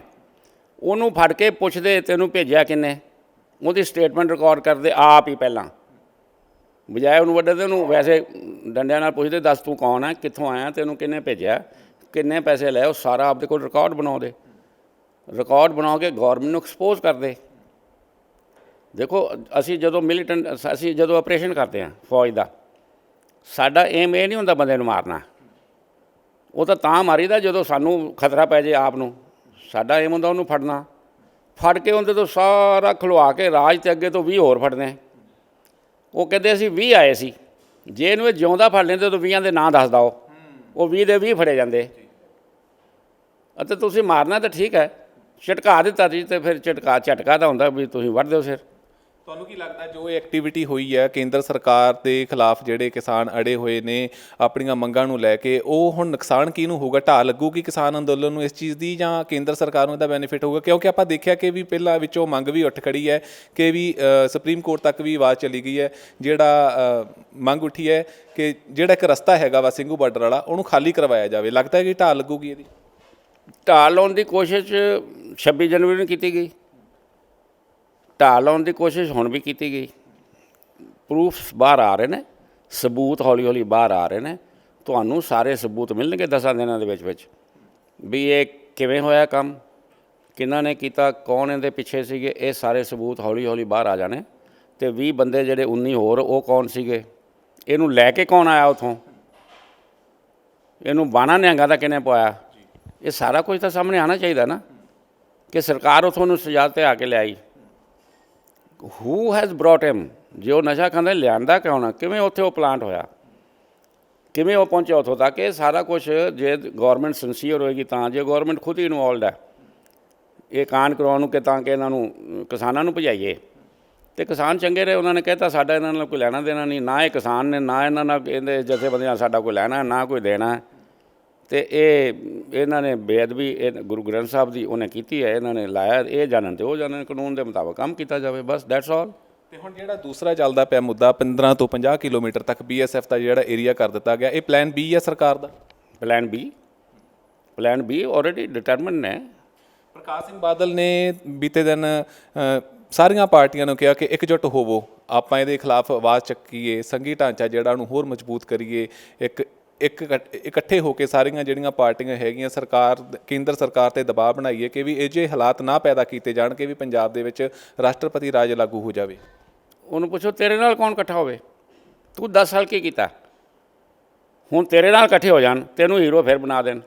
ਕੌਣ ਤੇਰੇ ਨਾਲ ਇਕੱਠਾ ਹੋਵੇ, ਕਿਹੜੀਆਂ ਸਾਰੀਆਂ ਪਾਰਟੀਆਂ ਇਕੱਠੀਆਂ ਹੋਣ, ਕਾਹਦੇ ਵਾਸਤੇ ਇਕੱਠੀਆਂ ਹੋਣ? ਰਾਸ਼ਟਰਪਤੀ ਰਾਜ ਲੱਗਣਾ ਤਾਂ ਕੋਈ ਰੋਕ ਨਹੀਂ ਸਕਦਾ, ਤੂੰ ਕਿਵੇਂ ਰੋਕ ਲਏਗਾ? ਇਹ ਤਾਂ ਸਾਰੇ ਡਰਾਮੇ ਨੇ, ਇਹ ਤਾਂ ਲੋਕਾਂ ਨੂੰ ਵਿਨ ਓਵਰ ਕਰਨ ਦੇ ਡਰਾਮੇ ਨੇ ਕਿ ਉਹ ਦੇਖੋ ਜੀ ਬਾਦਲ ਨੇ ਆਹ ਕਹਿਤਾ ਅਤੇ ਬਾਦਲ ਨੇ ਆਹ ਕਹਿਤਾ। ਜਿੰਨੇ ਬਾਦਲ ਜਿੱਡਾ ਵੱਡਾ ਕਲਪਰੇਟ ਆ, ਉਹਨਾਂ ਦਾ ਜੇ ਕਾਂਗਰਸ ਵੀ ਨਹੀਂ ਹੈਗੀ, ਉਹਨਾਂ ਨੂੰ 10 ਸਾਲ ਇਹੀ ਕੰਮ ਕਰਦੇ ਰਹੇ ਨੇ। ਉਹ 10 ਸਾਲ ਨਸ਼ੇ ਵੀ ਵਿਕਾਏ, 10 ਸਾਲ ਬੇਅਦਬੀਆਂ ਵੀ ਕਰਾਈਆਂ, ਗੁਰੂ ਗ੍ਰੰਥ ਸਾਹਿਬ ਵੀ ਰੋਲਿਆ, ਸਾਰਾ ਕੁਛ ਕੀਤਾ। ਇਸ ਕਰਕੇ ਇਹ ਤੁਸੀਂ ਬਾਦਲ ਬੁਦਲ ਦੀਆਂ ਸਟੇਟਮੈਂਟਾਂ ਨੂੰ ਮੈਂ ਨਹੀਂ ਮੰਨਦਾ। ਅਤੇ ਸਵਾਲ ਇਹ ਹੈ ਕਿ ਗੌਰਮੈਂਟ ਸ਼ੁੱਡ ਕਲੈਰੀਫਾਈ ਦਿਸ ਕਿ ਤੁਹਾਡੀ ਮਨਸ਼ਾ ਕੀ ਹੈ। 50 ਕਿਲੋਮੀਟਰ ਕਾਹਦੇ ਵਾਸਤੇ ਦਿੱਤਾ ਜੇ, ਅਤੇ ਫਿਰ ਘੱਗਰ ਤੱਕ ਦੇ ਦਿਓ, ਸਾਰਾ ਸਿਆਪਾ ਨਿਬੇੜੋ ਤੁਸੀਂ। ਪ੍ਰਕਾਸ਼ ਸਿੰਘ ਬਾਦਲ ਨੇ ਹਵਾਲਾ ਦਿੱਤਾ ਜਿਵੇਂ ਧਾਰਮਿਕ ਸਥਾਨ ਹੈਗੇ ਨੇ, ਦਰਬਾਰ ਸਾਹਿਬ ਹੋ ਗਿਆ, ਦੁਰਗਿਆਣਾ ਮੰਦਿਰ ਹੋ ਗਿਆ, ਉਹ ਕਹਿੰਦੇ ਕਿ ਵੀ ਇੱਥੇ ਵੀ BSF ਆਪਣਾ ਅਧਿਕਾਰ ਕਰ ਸਕਦੀ ਹੈ, ਸਰਚ ਆਪਰੇਸ਼ਨ ਚਲਾਏ ਜਾ ਸਕਦੇ ਨੇ। ਕੋਈ ਇਹ ਸੋਚਦਾ ਤਾਂ ਤੁਸੀਂ, ਇਹ ਬੜਾ ਘਟੀਆ ਸੋਚ ਹੈ। ਬਾਦਲ ਦੀ ਬੜੀ ਘਟੀਆ ਸੋਚ ਹੈ ਕਿ ਗੋਲਡਨ ਟੈਂਪਲ BSF ਵੜ ਸਕਦੀ ਹੈ। ਇਹ ਹੋ ਸਕਦਾ ਕਦੀ? ਫੌਜ ਵਾਰ ਕੇ ਦੇਖਿਆ ਤੇ ਅੱਜ ਤੱਕ ਕੀ ਹਾਲਤ ਹੋਈ ਪਈ ਹੈ। BSF ਕਿਉਂ ਵੜ ਸਕਦੀ? BSF ਨੂੰ ਕੀ ਅਧਿਕਾਰ ਹੈ ਗੋਲਡਨ ਟੈਂਪਲ 'ਚ ਵੜਨ ਦਾ? ਕਾਹਦੀ ਸਰਚ ਕਰਨੀ ਉੱਥੇ? ਜਿਹੜੇ ਗੋਲਡਨ ਟੈਂਪਲ ਆਉਣ ਤੱਕ ਨਹੀਂ ਫੜ ਸਕਦੇ ਉਹ ਤਾਂ ਗੋਲਡਨ ਟੈਂਪਲ 'ਚ ਵੜ ਕੇ ਕਰਨਗੇ, ਕੁੱਟ ਕੇ ਮਾਰ ਦੇਣਗੇ ਲੋਕੀ। ਉਹ ਹੁਣ ਤੱਕ ਕਿਸੇ ਪਿੰਡ 'ਚ ਵੀ ਜਾਣਗੇ ਨਾ, ਸੱਚ ਹੈ ਤਾਂ ਜ਼ਰੂਰ ਫੜੋ। ਜੇ ਕਿਸੇ ਨਜਾਇਜ਼ ਨੂੰ ਫੜਨਗੇ ਤਾਂ ਪਿੰਡਾਂ ਵਾਲਿਆਂ ਨੇ ਘੇਰ ਲੈਣੀ BSF ਉੱਥੇ। ਮਾਰਕ ਮਾਈ ਵਰਡਸ, ਇੰਨੀ ਅਵੇਅਰਨੈਸ ਆ ਰੱਖੀ ਲੋਕਾਂ 'ਚ, ਲੋਕੀ ਤਾਂ ਪਹਿਲਾਂ ਹੀ ਡੰਡੇ ਚੁੱਕੀ ਫਿਰਦੇ ਆ। BSF ਕਰ ਲਓਗੇ ਉੱਥੇ। ਜੇ ਕੋਈ ਉਹਨਾਂ ਨੂੰ ਇਨਪੁਟ ਮਿਲਦਾ ਕਿ ਵੀ ਦਰਬਾਰ ਸਾਹਿਬ ਦੇ ਵਿੱਚ ਜਾਂ ਕਿਸੇ ਵੀ ਧਾਰਮਿਕ ਸਥਾਨ ਦੇ ਵਿੱਚ 50 ਕਿਲੋਮੀਟਰ ਏਰੀਏ ਦੇ ਵਿੱਚ ਕੋਈ ਅਨਸਰ ਵੜਿਆ ਵਾ, BSF ਉੱਥੇ ਕਾਰਵਾਈ ਤਾਂ ਕਰੇਗੀ ਨਾ ਆਪਣੀ। ਹਾਂ, ਤੇ ਫਿਰ ਬਾਦਲ ਸਾਹਿਬ ਨੂੰ ਪੁੱਛੋ ਕਿ ਤੇਰੀ SGPC ਆਂਡੇ ਦੇ ਰਹੀ ਹੈ ਉੱਥੇ? ਤੇਰੀ ਟਾਸਕ ਫੋਰਸ ਆਂਡੇ ਦੇ ਰਹੀ ਹੈ? ਜੇ ਉੱਥੇ ਤੇਰੇ ਵੜ ਜਾਣਗੇ ਤਾਂ ਤੁਸੀਂ ਕਰਦੇ ਜੋ ਉੱਥੇ। ਇਹ ਸਾਰੀ ਡਰਾਮੇਬਾਜ਼ੀ ਹੈ। ਜੇ ਉੱਥੇ ਵੜਦੇ ਤਾਂ ਸੈਕਟਰੀ SGPC ਨੂੰ ਕਹਿਣਗੇ, ਉਹਨਾਂ ਨੂੰ ਕੋਈ ਜ਼ਰੂਰਤ ਅੰਦਰ ਵੜਨ ਦੀ ਕਿ ਭਾਈ ਆਹ ਬੰਦਾ ਤੁਹਾਡੇ ਅੰਦਰ ਵੜਿਆ, ਇਹਨੂੰ ਸਰਚ ਕਰੋ। ਤੁਹਾਡੇ ਵਾਸਤੇ 250 ਬੰਦਾ ਉੱਥੇ ਤੁਸੀਂ ਲਾਇਆ, ਫੌਜੀ ਰਿਟਾਇਰ ਟਾਸਕ ਫੋਰਸ ਲਾਈ ਹੋਈ ਹੈ, ਗੁੰਡੇ ਬਿਠਾਏ ਹੋਏ ਨੇ, ਹੈਂ? ਉਹ ਕਦੇ ਵਾਸਤੇ ਨੇ? ਇਹ ਕਿਵੇਂ ਹੋ ਸਕਦਾ ਉੱਥੇ ਵੜ ਜਾਏਗਾ ਤੇ BSF ਕਹਿ ਦੇਗੀ? This is all nonsense. ਬਕਵਾਸ ਕਰ ਰਹੇ ਬਾਦਲ ਸਾਹਿਬ। ਇੰਨਾ ਸਿਆਣਾ ਬਿਆਨਾ ਹੋ ਕੇ ਇਹ ਗੱਲਾਂ ਕਰਨੀਆਂ ਉਹਨੂੰ ਸ਼ੋਭਾ ਨਹੀਂ ਦਿੰਦੀਆਂ ਕਿ BSF ਗੋਲਡਨ ਟੈਂਪਲ 'ਚ ਵੜ ਜਾਊਗੀ। ਜੇ ਉੱਥੇ ਕੋਈ ਤਸਕਰੀ ਵਾਲਾ ਵੜ ਗਿਆ, ਕਿਉਂ ਵੜ ਜਾਊਗਾ? ਫਿਰ ਤੁਹਾਨੂੰ ਕੁੱਟ ਕੇ ਬਾਹਰ ਨਹੀਂ ਕੱਢਾਂਗੇ ਉੱਥੋਂ, ਸ਼੍ਰੋਮਣੀ ਕਮੇਟੀ ਨੂੰ ਕੁੱਟਾਂਗੇ ਅਸੀਂ। ਤੁਸੀਂ ਦੇਖਿਆ ਸਾਰਾ ਕੁਝ ਕਰਕੇ ਉੱਥੇ। ਜੋ ਤੁਹਾਡਾ ਉੱਥੇ 83 84 ਤੋਂ ਬਾਅਦ ਉੱਥੇ ਰੇਪ ਵੀ ਹੋਏ ਅੰਦਰ, ਲਾਸ਼ਾਂ ਵੀ ਸਾਡੀਆਂ ਅਕਾਲ ਤਖਤ ਦੇ ਮਲਬੇ 'ਚੋਂ ਨਿਕਲੀਆਂ, ਉਦੋਂ ਤੁਹਾਡੀ ਸ਼੍ਰੋਮਣੀ ਕਮੇਟੀ ਸੀ ਉੱਥੇ, ਅਤੇ ਤੁਸੀਂ ਕੀਤਾ। ਅੱਜ ਨਵੀਆਂ ਪਾਰਟਾਂ ਪੜ੍ਹਾ ਰਹੇ ਨੇ। ਪੰਜਾਬ ਦੀ ਕਿਰਸਾਨੀ ਨੂੰ ਕੀ ਖਤਰਾ ਹੈਗਾ ਵਾ ਜਿਹੜੀਆਂ 50 ਕਿਲੋਮੀਟਰ ਦੇ ਏਰੀਏ ਦੇ ਵਿੱਚ ਆਊਗੀ, BSF ਦੇ ਅਧਿਕਾਰ ਖੇਤਰ ਦੇ ਵਿੱਚ ਆ ਜੂਗੀ? ਪੰਜਾਬ ਦੀ ਕਿਸਾਨੀ ਨੂੰ ਕੋਈ ਖਤਰਾ ਨਹੀਂ। ਅਗਰ ਉਹ ਮੂਵਮੈਂਟ ਨੂੰ ਕੁਚਲਣਾ ਚਾਹੁੰਦੇ ਹੈ ਤੇ ਜੇ ਉੱਥੇ ਕੋਈ ਡੰਡਾ ਪਰੇਡ ਕਰਦੇ ਤਾਂ ਇੱਥੋਂ ਲੋਕੀ ਜਾਣਗੇ ਨਾ ਟਰਾਲੀਆਂ ਭਰ ਕੇ। ਉਹ ਰੋਕਣ ਵਾਸਤੇ BSF ਲਾਤੀ 50 ਕਿਲੋਮੀਟਰ। ਪੰਜਾਬ ਦੀ ਕਿਸਾਨੀ ਨੂੰ ਖਤਰਾ। ਮੈਂ ਉੱਥੇ ਅਟਾਰੀ 'ਚ ਕਿਸਾਨ ਹਾਂ, ਮੈਨੂੰ BSF ਦਾ ਕੀ ਖਤਰਾ? ਹਾਂ, ਜੇ ਮੈਂ ਹਥਿਆਰ ਲਿਆਉਂਗਾ ਤਾਂ ਠੀਕ ਆ, ਮੈਨੂੰ ਫੜਨਗੇ ਨਾ ਉਹ। ਅਦਰਵਾਈਜ਼ ਮੈਨੂੰ ਕੀ ਖਤਰਾ BSF ਦਾ? ਸਵਾਲ ਤਾਂ ਇਹ ਹੈ ਕਿਸਾਨੀ ਮੂਵਮੈਂਟ ਨੂੰ ਕੁਚਲਣ ਵਾਸਤੇ ਅਗਰ ਇਹਨਾਂ ਨੇ ਇਰਾਦਾ ਬਣਾਇਆ ਤੇ ਫਿਰ 50 ਕਿਲੋਮੀਟਰ ਪਹਿਲਾਂ ਹੀ BSF ਦੇ ਹਵਾਲੇ ਕਰਤਾ, ਬਾਕੀ ਵੀ ਪੰਜਾਬ ਨੂੰ ਪੁਲਿਸ ਨਾਲ ਕੰਟਰੋਲ ਕਰ ਲੈਣਗੇ। ਜੇ BSF ਉੱਥੇ 50 ਕਿਲੋਮੀਟਰ ਦਾ ਅਧਿਕਾਰ ਖੇਤਰ ਬਣ ਜਾਂਦਾ ਕਿ ਵੀ ਲੋਕਾਂ ਨੂੰ ਆਪਣੇ ਸ਼ਹਿਰ ਦੇ ਵਿੱਚੋਂ ਨਿਕਲ ਕੇ ਦੂਜੇ ਸੂਬੇ ਦੇ ਵਿੱਚ ਵੜਨ ਦੀ ਇਜਾਜ਼ਤ ਨਹੀਂ ਮਿਲੂਗੀ? ਕਿਉਂ ਨਹੀਂ ਮਿਲੇਗੀ? ਇਹ ਥੋੜ੍ਹੀ ਕੋਈ ਰੋਕ ਥੋੜ੍ਹੀ ਸਕਦੇ ਹੋ। ਜਿਵੇਂ ਤੁਸੀਂ ਕਿਹਾ ਕਿ ਵੀ ਅਧਿਕਾਰ ਖੇਤਰ ਜੇ 50 ਕਿਲੋਮੀਟਰ BSF ਦਾ ਹੋ ਗਿਆ, ਕਿਸਾਨੀ ਅੰਦੋਲਨ ਨੂੰ ਕੁਚਲਣ ਦੀ ਕਵਾਇਦ ਕੀਤੀ ਹੈ ਸ਼ੁਰੂ। ਮੈਂ ਇਹ ਕਹਿ ਰਿਹਾ ਕਿ ਮੂਵਮੈਂਟ ਕਿੱਥੋਂ ਹੋਣੀ ਹੈ? ਗੁਰਦਾਸਪੁਰ, ਅੰਮ੍ਰਿਤਸਰ, ਫਿਰੋਜ਼ਪੁਰ, ਅੱਧਾ ਪੰਜਾਬ ਤਾਂ ਰੋਕ ਲਿਆ ਨਾ ਪਹਿਲਾਂ ਹੀ। BSF ਨੂੰ ਕਿ ਆਉਣ ਨਾ ਦਿਆ ਜੇ, ਕੋਈ ਨਵਾਂ ਆਰਡਰ ਪਾਸ ਕਰਨ ਦੀ ਜ਼ਰੂਰਤ ਨਹੀਂ। ਹੁਕਮ ਦੇ ਦੇਣਾ BSF ਨੂੰ ਕੋਈ ਟਰਾਲੀ ਨਾ ਲੰਘਣ ਦਿਆ ਜੇ ਇੱਧਰ ਨੂੰ। ਉੱਥੇ ਬਿਆਸ ਘੇਰ ਲਓ, ਉੱਧਰ ਦਰਿਆ ਘੇਰ ਲਓ, ਕੋਈ ਟਰਾਲੀ ਐਨ ਨਾ ਆਉਣ ਦਿਆ ਜੇ, ਕਿਸਾਨਾਂ ਦੀ ਮੂਵਮੈਂਟ ਨਾ ਹੋਣ ਦਿਆ ਜੇ। ਜਿਵੇਂ ਬਲੂ ਸਟਾਰ ਦੇ ਟਾਈਮ 'ਤੇ ਸਾਰੀ ਫੌਜ ਬਿਠਾਤੀ, ਲੋਕੀ ਆਏ, ਰਾਜ ਫੌਜ ਨੇ ਰੋਕਿਆ ਉਹਨਾਂ ਨੂੰ। ਵੀ ਜੇ ਕੋਈ ਮੂਵਮੈਂਟ ਹੁੰਦੀ ਹੈ 4-5 ਜ਼ਿਲ੍ਹੇ ਤਾਂ ਤੁਸੀਂ ਪਹਿਲਾਂ ਹੀ ਰੋਕ ਲੈਣਾ, ਬਾਕੀ ਰਹਿ ਗਿਆ ਪਟਿਆਲਾ ਤੇ ਲੁਧਿਆਣਾ, ਇਹ ਜਿੰਨੇ ਕੁ ਆਉਣਗੇ ਘੱਗਰ 'ਤੇ ਰੋਕ ਲੈਣਗੇ, ਹਰਿਆਣੇ ਵਾਲਿਆਂ ਨੂੰ ਹਰਿਆਣੇ 'ਚ ਰੋਕ ਲੈਣਗੇ। ਮਤਲਬ ਇਹ ਹੈ ਕਿ ਜਿਹੜੀਆਂ ਹਰਕਤਾਂ ਹੋਸ਼ੀਆਂ ਸਰਕਾਰ ਨੇ ਫੜ ਲਈਆਂ ਨੇ, ਉਹ ਜ਼ਰੂਰ ਕਿਸਾਨ, ਇਹ ਜਿਹੜੀ ਜਥੇਬੰਦੀਆਂ ਕਿਸਾਨਾਂ ਦੀਆਂ 32 ਬੈਠੀਆਂ ਨੇ, 40 ਬੈਠੀਆਂ ਨੇ, ਉਹਨਾਂ ਨੂੰ ਇਹਨਾਂ ਨੇ ਅਵਿਕਸ਼ਨ ਕਰਨ ਦਾ ਮਨ ਬਣਾ ਲਿਆ। ਇਸ ਕਰਕੇ BSF ਨੂੰ 50 ਕਿਲੋਮੀਟਰ ਦਿੱਤਾ। ਅੱਧਾ ਪੰਜਾਬ BSF ਦੇ ਹਵਾਲੇ ਕਰ ਦਿੱਤਾ ਜੋ ਖਬਰਾਂ ਆ ਰਹੀਆਂ ਨੇ, ਠੀਕ ਹੈ।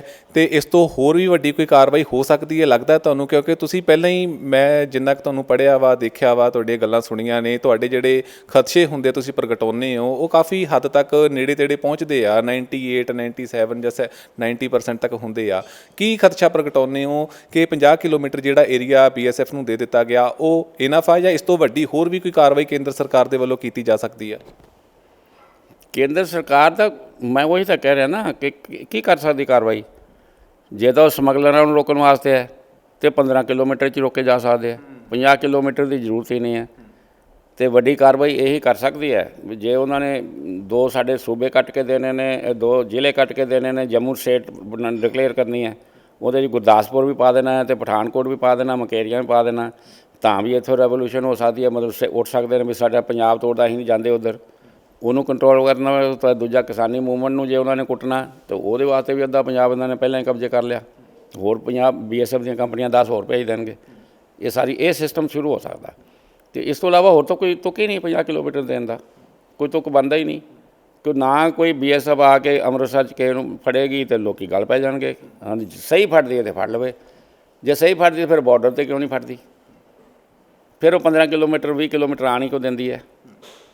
ਤੋ ਇਸ ਕਰਕੇ ਇਹ ਬੜੀਆਂ ਕੰਪਲੀਕੇਸ਼ਨ ਨੇ। ਹੁਣ ਦੇਖੋ ਜੇ ਅੰਮ੍ਰਿਤਸਰ ਆ ਜਾਂਦੇ ਨੇ ਤੇ ਉਹ ਸਿਵਲ ਪੁਲਿਸ ਨੂੰ ਵੀ ਨਾਲ ਲੈਣਾ ਪਏਗਾ, ਭਾਵੇਂ ਅਧਿਕਾਰ ਉਹਨਾਂ ਕੋਲ ਹੈ, ਬਿਨਾਂ ਸਿਵਲ ਪੁਲਿਸ ਨੂੰ ਦੱਸੇ ਤਾਂ ਨਹੀਂ ਵੜ ਸਕਦੇ ਕਿਸੇ ਦੇ ਘਰ। ਜੇ ਬਾਹਰੋਂ NIA ਵੀ ਜਾਏਗੀ ਉਹ ਵੀ ਉੱਥੋਂ ਸਿਵਲ ਪੁਲਿਸ ਨੂੰ ਨਾਲ ਲੈ ਕੇ ਜਾਏਗੀ, ਜੇ ਬਾਹਰ ਦੀ ਪੁਲਿਸ ਜਾਏਗੀ ਫੜਨ ਉਹ ਵੀ ਸਿਵਲ ਪੁਲਿਸ ਨੂੰ ਨਾਲ ਲੈ ਕੇ ਜਾਏਗੀ। ਤਾਂ ਫਿਰ BSF ਦੇ ਅਧਿਕਾਰ ਕੀ ਰਹਿ ਗਏ? ਉਹ ਇਹ ਕਹਿਣਗੇ ਅਸੀਂ ਸਰਚ ਕਰਨੀ, ਸਾਡੇ ਨਾਲ ਚਲੋ। ਤੋ ਇਹ ਤਾਂ ਅਨਨੈਸੈਸਰਲੀ ਕਿਓਸ ਖੜਾ ਕੀਤਾ ਇਹਨਾਂ ਨੇ। ਮੈਨੂੰ ਤਾਂ ਕਿਸਾਨਾਂ ਵਾਲਾ ਹੀ ਲੱਗਦਾ ਵੀ ਇਹ ਕਿਸਾਨਾਂ ਦਾ ਜਿਹੜਾ ਉੱਥੇ ਬੈਠੇ ਨੇ ਬਾਰਡਰ 'ਤੇ, ਉਹਨਾਂ ਨੂੰ ਇਹਨਾਂ ਨੇ ਖਦੇੜਨਾ। ਮੈਂ ਇੱਕ ਹਵਾਲਾ ਲੈਣਾ ਚਾਹੁੰਦਾ ਤੁਹਾਡਾ, ਦੇਸ਼ ਦੀ ਜੇ ਮੌਜੂਦਾ ਆਪਾਂ ਸ਼ਕਤੀ ਦੇਖੀਏ, ਜਿਹੜੀ ਫੌਜ ਹੈਗੀ ਆ, ਕਿੱਥੇ ਸਟੈਂਡ ਕਰਦੀ ਆ ਸਾਡੀ ਦੇਸ਼ ਦੀ ਫੌਜ? ਜਾਂ ਆਉਣ ਵਾਲੇ ਸਮੇਂ ਦੇ ਵਿੱਚ ਕਿਹੜੇ ਮੁਲਕ ਤੋਂ ਸਾਨੂੰ ਖਤਰਾ ਲੱਗਦਾ? ਕਿਹੜਾ ਮੁਲਕ ਜਿਹੜੀਆਂ ਕੁਝ ਇਸ ਤਰ੍ਹਾਂ ਦੀਆਂ ਗਤੀਵਿਧੀਆਂ ਕਰਦਾ ਪਿਆ ਵਾ ਜਿਹੜੀਆਂ ਸਾਡੇ ਲਈ ਆਉਣ ਵਾਲੇ ਸਮੇਂ ਦੇ ਵਿੱਚ ਹਾਰਮਫੁਲ ਹੋ ਸਕਦੀਆਂ ਨੇ? 62 ਤੋਂ ਬਾਅਦ ਅਗਰ ਅਸੀਂ ਦੇਖੀਏ ਤੇ 62 ਤੋਂ ਲੈ ਕੇ ਅੱਜ ਤੱਕ ਸਭ ਤੋਂ ਵੱਡਾ ਖਤਰਾ ਅਗਰ ਸਾਡੇ ਮੁਲਕ ਨੂੰ ਬਣਿਆ ਉਹ ਅੱਜ ਹੈ। ਉਹ ਐਡਾ ਵੱਡਾ ਖਤਰਾ ਅੱਜ ਤੱਕ ਨਹੀਂ ਸਾਨੂੰ ਕਦੀ ਪੈਦਾ ਹੋਇਆ। ਉਹ ਇਹਦੇ 'ਚ ਕੀ ਹੋ ਗਿਆ ਕਿ ਚਾਈਨਾ ਬੜਾ ਅਸਰਟਿਵ ਹੋ ਗਿਆ, ਆਲ ਆਫ ਅ ਸਡਨ ਹੋ ਗਿਆ। ਪਿਛਲੇ ਸਾਲ ਤੋਂ ਇੰਨੇ ਸਾਲ ਉਹ ਚੁੱਪ ਕਰਕੇ ਬੈਠੇ ਰਹੇ ਨੇ। ਜੋ ਸਾਡਾ ਸੀਗਾ ਨਾਰਮਲ ਪ੍ਰੋਸੀਜਰ ਉਹਦੇ ਨਾਲ ਚੱਲਦੇ ਰਹੇ ਨੇ। ਪੈਟਰੋਲਿੰਗ ਉਹ ਵੀ ਕਰ ਜਾਂਦੇ, ਅਸੀਂ ਵੀ ਕਰ ਜਾਂਦੇ ਸੀ, ਆਪਸ ਵਿੱਚ ਕੋਈ ਝਗੜਾ ਨਹੀਂ ਸੀ। ਉਹ ਆਪਦਾ ਸਮਝਦੇ, ਅਸੀਂ ਆਪਦਾ ਸਮਝਦੇ ਸੀ, ਅਤੇ ਕਦੀ ਉਹ ਚੱਕਰ ਮਾਰ ਕੇ ਕਦੀ ਅਸੀਂ ਚੱਕਰ ਮਾਰ ਕੇ। ਪਿਛਲੇ ਸਾਲ ਤੋਂ ਇੱਕਦਮ ਇੰਨਾ ਅਸਰਟਿਵ ਹੋ ਜਾਣਾ ਔਰ ਲੱਖਾਂ ਦੀ ਗਿਣਤੀ 'ਚ ਫੌਜ ਨੂੰ ਲਿਆ ਕੇ ਡਿਪਲਾਏ ਕਰ ਦੇਣਾ ਫਾਰਵਰਡ ਏਰੀਆ ਦੇ ਵਿੱਚ, ਔਰ ਉਹਨੂੰ ਇੰਡੀਆ ਨੂੰ ਉਹਦੇ ਨਾਲ ਮੈਚ ਕਰਨਾ ਪੈਣਾ ਕਿ ਜੇ ਉਹਨਾਂ ਲੱਖ ਲੈਂਦਾ ਤੁਹਾਨੂੰ ਲੱਖ ਹੀ ਰੱਖਣਾ ਪਏਗਾ, ਔਰ ਉਹ ਹਥਿਆਰ ਲਿਆਂਦੇ ਉਹ ਤੁਹਾਨੂੰ ਹਥਿਆਰ ਰੱਖਣੇ ਪੈਣਗੇ। ਇਹਦੇ 'ਚ ਬਹੁਤ ਵੱਡੀ ਇੱਕ ਹੈਗੀ ਜਿਹੜੀ ਨੈਕਸਸ ਪਾਕਿਸਤਾਨ ਦੇ, ਜਿਹੜਾ ਚੀਨ ਦਾ ਨੈਕਸਸ ਬਣਿਆ। ਔਰ ਪਾਕਿਸਤਾਨ ਵੀ ਨੂੰ ਅੱਜ ਤੱਕ 1971 ਨਹੀਂ ਭੁੱਲਿਆ। ਉਹ ਉਦੋਂ ਤੋਂ ਤੜਫਦੇ ਪਏ ਨੇ ਵੀ ਅਸੀਂ ਬਦਲਾ ਕਿਵੇਂ ਲਈਏ। ਅਤੇ ਜਿਹੜਾ ਉਹਨਾਂ ਨੇ ਨੈਕਸਸ ਚੀਨ ਦੇ ਨਾਲ ਬਣਾਇਆ ਹੈ, ਅਤੇ ਜਿਹੜੇ ਫਾਰਵਰਡ ਚੀਨੀ ਡਿਵੀਜ਼ਨ ਆਏ ਨੇ, ਫਾਰਮੇਸ਼ਨ ਆਈਆਂ, ਉੱਥੇ ਪਾਕਿਸਤਾਨ ਦੇ ਇੰਟੈਲੀਜੈਂਸ ਅਫਸਰ ਚਾਈਨਾ ਦੇ ਹੈੱਡਕੁਆਟਰਾਂ 'ਚ ਬੈਠੇ ਜਾ ਕੇ। ਉਹ ਕਿਉਂ ਗਏ? ਗਾਈਡ ਕਰਨ ਵਾਸਤੇ। ਔਰ ਇੱਧਰੋਂ ਜਿਹੜਾ ਜਿੰਨੇ ਸਾਡੇ ਤਾਲੀਬਾਨ ਦੇ, ਸਾਨੂੰ ਤਾਲੀਬਾਨ ਦਾ ਜਿਹੜਾ ਅਫਗਾਨਿਸਤਾਨ ਦੇ ਕੈਪਚਰ ਹੋਣ ਦਾ ਜਿਹੜਾ ਸਾਡਾ ਨੁਕਸਾਨ ਹੋਇਆ, ਜਿੰਨੇ ਤਾਲੀਬਾਨ, ਜਿਹਨੇ ਪਾਕਿਸਤਾਨੀ ਦੇ ਸੀਗੇ ਬੰਦੇ 4-5 ਹਜ਼ਾਰ 10 ਹਜ਼ਾਰ ਜਿਹੜੇ ਇਹਨਾਂ ਨੇ ਟ੍ਰੇਨ ਕਰਕੇ ਕਬਜ਼ਾ ਕਰਨ ਵਾਸਤੇ ਭੇਜੇ ਸੀ ਤਾਲੀਬਾਨ ਦੀ ਮਦਦ ਕਰਨ ਵਾਸਤੇ, ਉਹ ਸਾਰੇ ਵਾਪਸ ਆ ਗਏ। 6 ਮਹੀਨੇ ਸੀਜ਼ਫਾਇਰ ਰੱਖਿਆ ਪਾਕਿਸਤਾਨ ਨੇ, ਜਾਣ ਕੇ ਸੀਜ਼ਫਾਇਰ ਕੀਤਾ ਵੀ ਆਪਾਂ ਇਹਨਾਂ ਨੂੰ ਕੁਝ ਕਹਿਣਾ ਹੀ ਨਹੀਂ, ਆਪਾਂ ਤਾਂ ਅਫਗਾਨਿਸਤਾਨ 'ਤੇ ਪਹਿਲਾਂ ਪੈਣਾ ਹੈ। ਅਫਗਾਨਿਸਤਾਨ 'ਤੇ ਕਬਜ਼ਾ ਕਰ ਲਿਆ, ਹੁਣ ਉਹ ਸੀਜ਼ਫਾਇਰ ਟੁੱਟ ਗਈ ਆਟੋਮੈਟਿਕਲੀ। ਹੁਣ ਉਹ ਫਾਇਰ ਕਰਦੇ ਨੇ ਅਤੇ ਬੰਦੇ ਅੰਦਰ ਵਾੜ ਦਿੰਦੇ ਨੇ। ਅਤੇ ਪਿਛਲੇ 15 ਦਿਨਾਂ ਤੋਂ ਰੋਜ਼ 3-4 ਇਨਕਾਊਂਟਰ ਚੱਲ ਰਹੇ। ਅਸੀਂ 5 ਦਿਨਾਂ 'ਚ ਆਪਦੇ 8-9 ਜਿਹੜੇ ਜਵਾਨ ਨੇ ਉਹ ਵੀ ਗਵਾ ਚੁੱਕੇ ਹਾਂ, ਔਰ ਲਗਾਤਾਰ ਅਸੀਂ ਇਨਕਾਊਂਟਰਾਂ 'ਤੇ ਲੱਗੇ ਹੋਏ ਹਾਂ। 2 ਰੀਜ਼ਨ ਹੋ ਸਕਦੇ ਹੈ। ਜੇ ਤਾਂ ਲੜਾਈ ਹੋਣੀ ਹੋਈ ਤਾਂ 10 ਨਵੰਬਰ ਤੱਕ ਹੋ ਜਾਊਗੀ। ਅਗਰ 10 ਨਵੰਬਰ ਤੱਕ ਇਹ ਜੇ ਡਿਪਲੋਮੈਟਿਕ ਤਰੀਕੇ ਨਾਲ ਕਿਸੇ ਤਰ੍ਹਾਂ ਵੀ ਹਿੰਦੁਸਤਾਨ ਇਹਨੂੰ ਅੱਗੇ ਟਪਾ ਦਿੰਦਾ, ਕਿਉਂਕਿ ਅਸੀਂ ਕੋਈ ਚਾਈਨਾ ਨਾਲ ਹੀ ਕੋਈ ਮੈਚ ਹੈ ਨਹੀਂ। ਪਾਕਿਸਤਾਨ ਤਾਂ ਛੱਡੋ, ਜੇ ਦੋਨੋਂ ਇਕੱਠੇ ਆਉਣ ਫਿਰ ਤਾਂ ਸਾਡਾ ਮੈਚ ਹੋਣਾ ਹੀ ਕੀ ਹੈ। ਜਿੱਥੋਂ ਤੱਕ ਸਾਡੀ ਫਾਇਰ ਪਾਵਰ ਦਾ ਸਵਾਲ ਹੈ, ਟਰੂਪਸ ਨੂੰ ਛੱਡ ਦਿਓ, ਟਰੂਪਸ ਤੋਂ ਵੀ ਹੈਵ ਇਕੁਅਲੀ ਟ੍ਰੇਨਡ ਸਾਡੇ, ਅਤੇ ਹੈ ਵੀ 12 ਲੱਖ 13 ਲੱਖ, ਕੋਈ ਚੱਕਰ ਨਹੀਂ ਹੈ। ਕਿਉਂਕਿ ਉੱਥੇ ਵੱਧ ਤੋਂ ਵੱਧ ਕਿੰਨਾ 2-3 ਲੱਖ ਤੋਂ ਵੱਧ ਤਾਂ ਇੱਕ ਟਾਈਮ 'ਤੇ ਲੜ ਨਹੀਂ ਸਕਦਾ।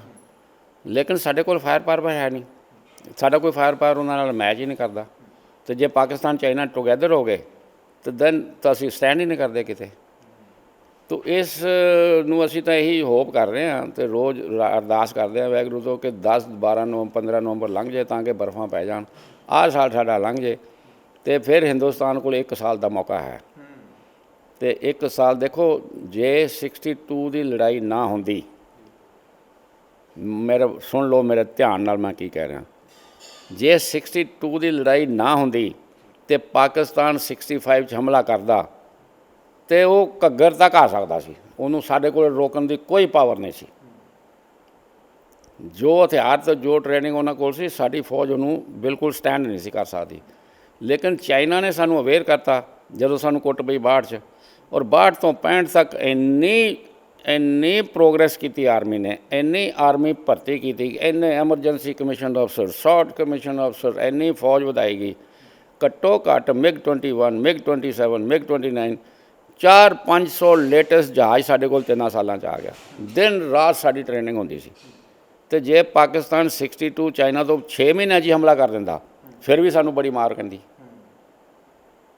72 ਟੈਂਕ ਵੀ ਆ ਗਏ, 90 T-90 ਵੀ ਆ ਗਏ, T-72 ਵੀ ਆ ਗਏ। ਟੈਂਕ ਸਾਡੇ ਕੋਲ 62 ਤੋਂ ਬਾਅਦ ਆਉਣੇ ਸ਼ੁਰੂ ਹੋ ਗਏ, ਨਹੀਂ ਤਾਂ ਫਿਰ ਅਸੀਂ ਤਾਂ ਪੈਟਰਨ ਨੂੰ ਮੈਚ ਹੀ ਨਾ ਕਰ ਸਕਦੇ।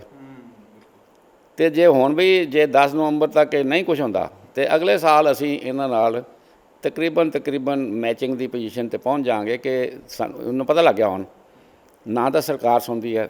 ਸਾਡਾ ਡਿਫੈਂਸ ਮਿਨਿਸਟਰ ਤਾਂ ਵਿਚਾਰਾ ਦਿਨ ਰਾਤ ਭੱਜਿਆ ਫਿਰਦਾ, ਉਹ ਤਾਂ ਹੁਣ ਜਕਾਰੇ ਬਾਲਦਾ ਜਾ ਕੇ ਉੱਥੇ ਸਰਦਾਰਾਂ ਨੂੰ ਮਿਲਦਾ।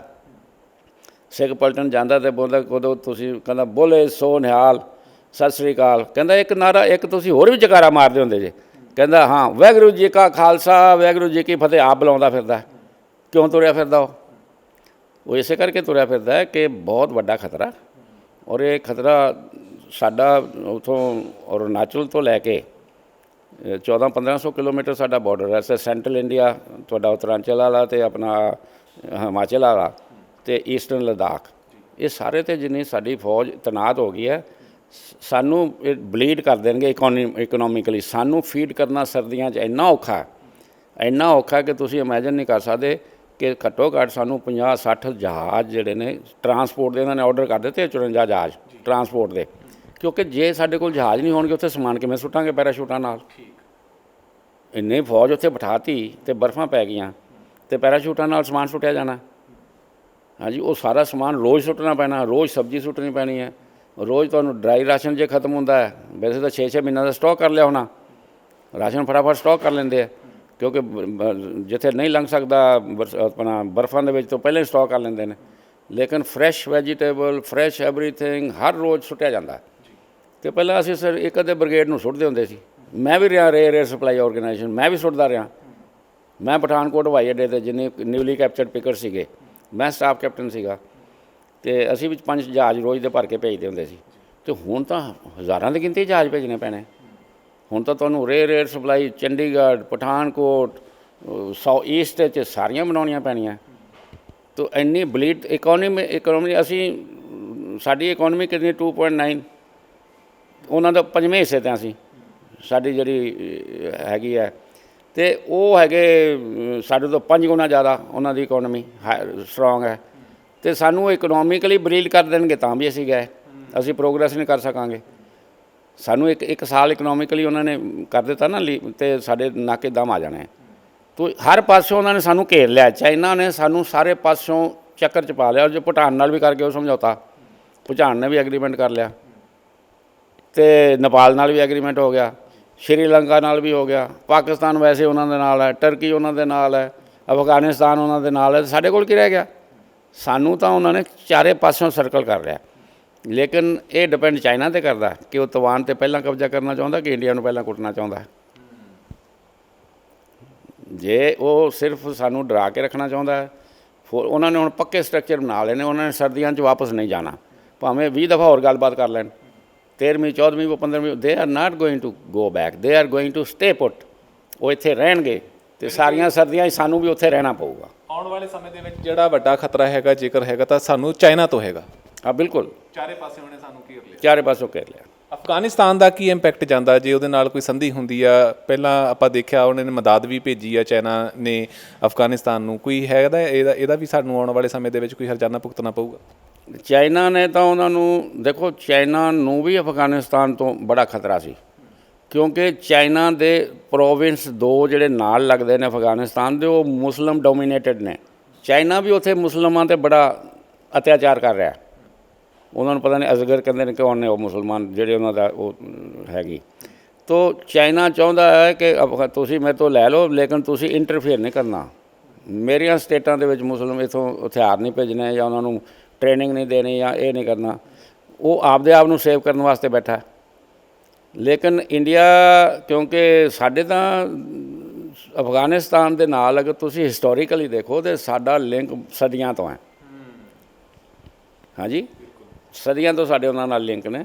ਤੇ ਜੋ ਪਿਛਲੀ ਦਫਾ ਉਹ ਫੇਲ ਹੋਏ ਨੇ ਤੇ ਉਹ ਪੰਗਾ ਲੈ ਲਿਆ ਉਹਨਾਂ ਨੇ, ਅਮਰੀਕਾ ਨਾਲ ਪੰਗਾ ਲੈ ਲਿਆ। ਤੇ ਇੰਡੀਆ ਦੇ ਪਹਿਲਾਂ ਹੀ ਬੜੇ ਖਿਲਾਫ ਸੀ, ਸਾਨੂੰ ਤਾਂ ਕਹਿੰਦੇ ਸੀ ਅਸੀਂ J&K ਖੋਣਾ ਤੁਹਾਡੇ ਤੋਂ। ਤੇ ਜੇ ਤਾਂ ਉਹ ਬੰਦਿਆਂ ਕੋ ਰਹਿਣਗੇ ਤਾਂ ਠੀਕ ਹੈ, ਤੇ ਜੇ ਉਹ ਕਹਿਣਗੇ ਹੁਣ ਵੀ ਅਸੀਂ J&K ਇੰਟਰਫੇਅਰ ਕਰਨੀ ਹੈ, ਤਾਂ ਫਿਰ ਇੰਡੀਆ ਤਾਂ ਕੋਈ ਰਿਲੇਸ਼ਨ ਰੱਖ ਹੀ ਨਹੀਂ ਸਕਦਾ ਉਹਨਾਂ ਨਾਲ।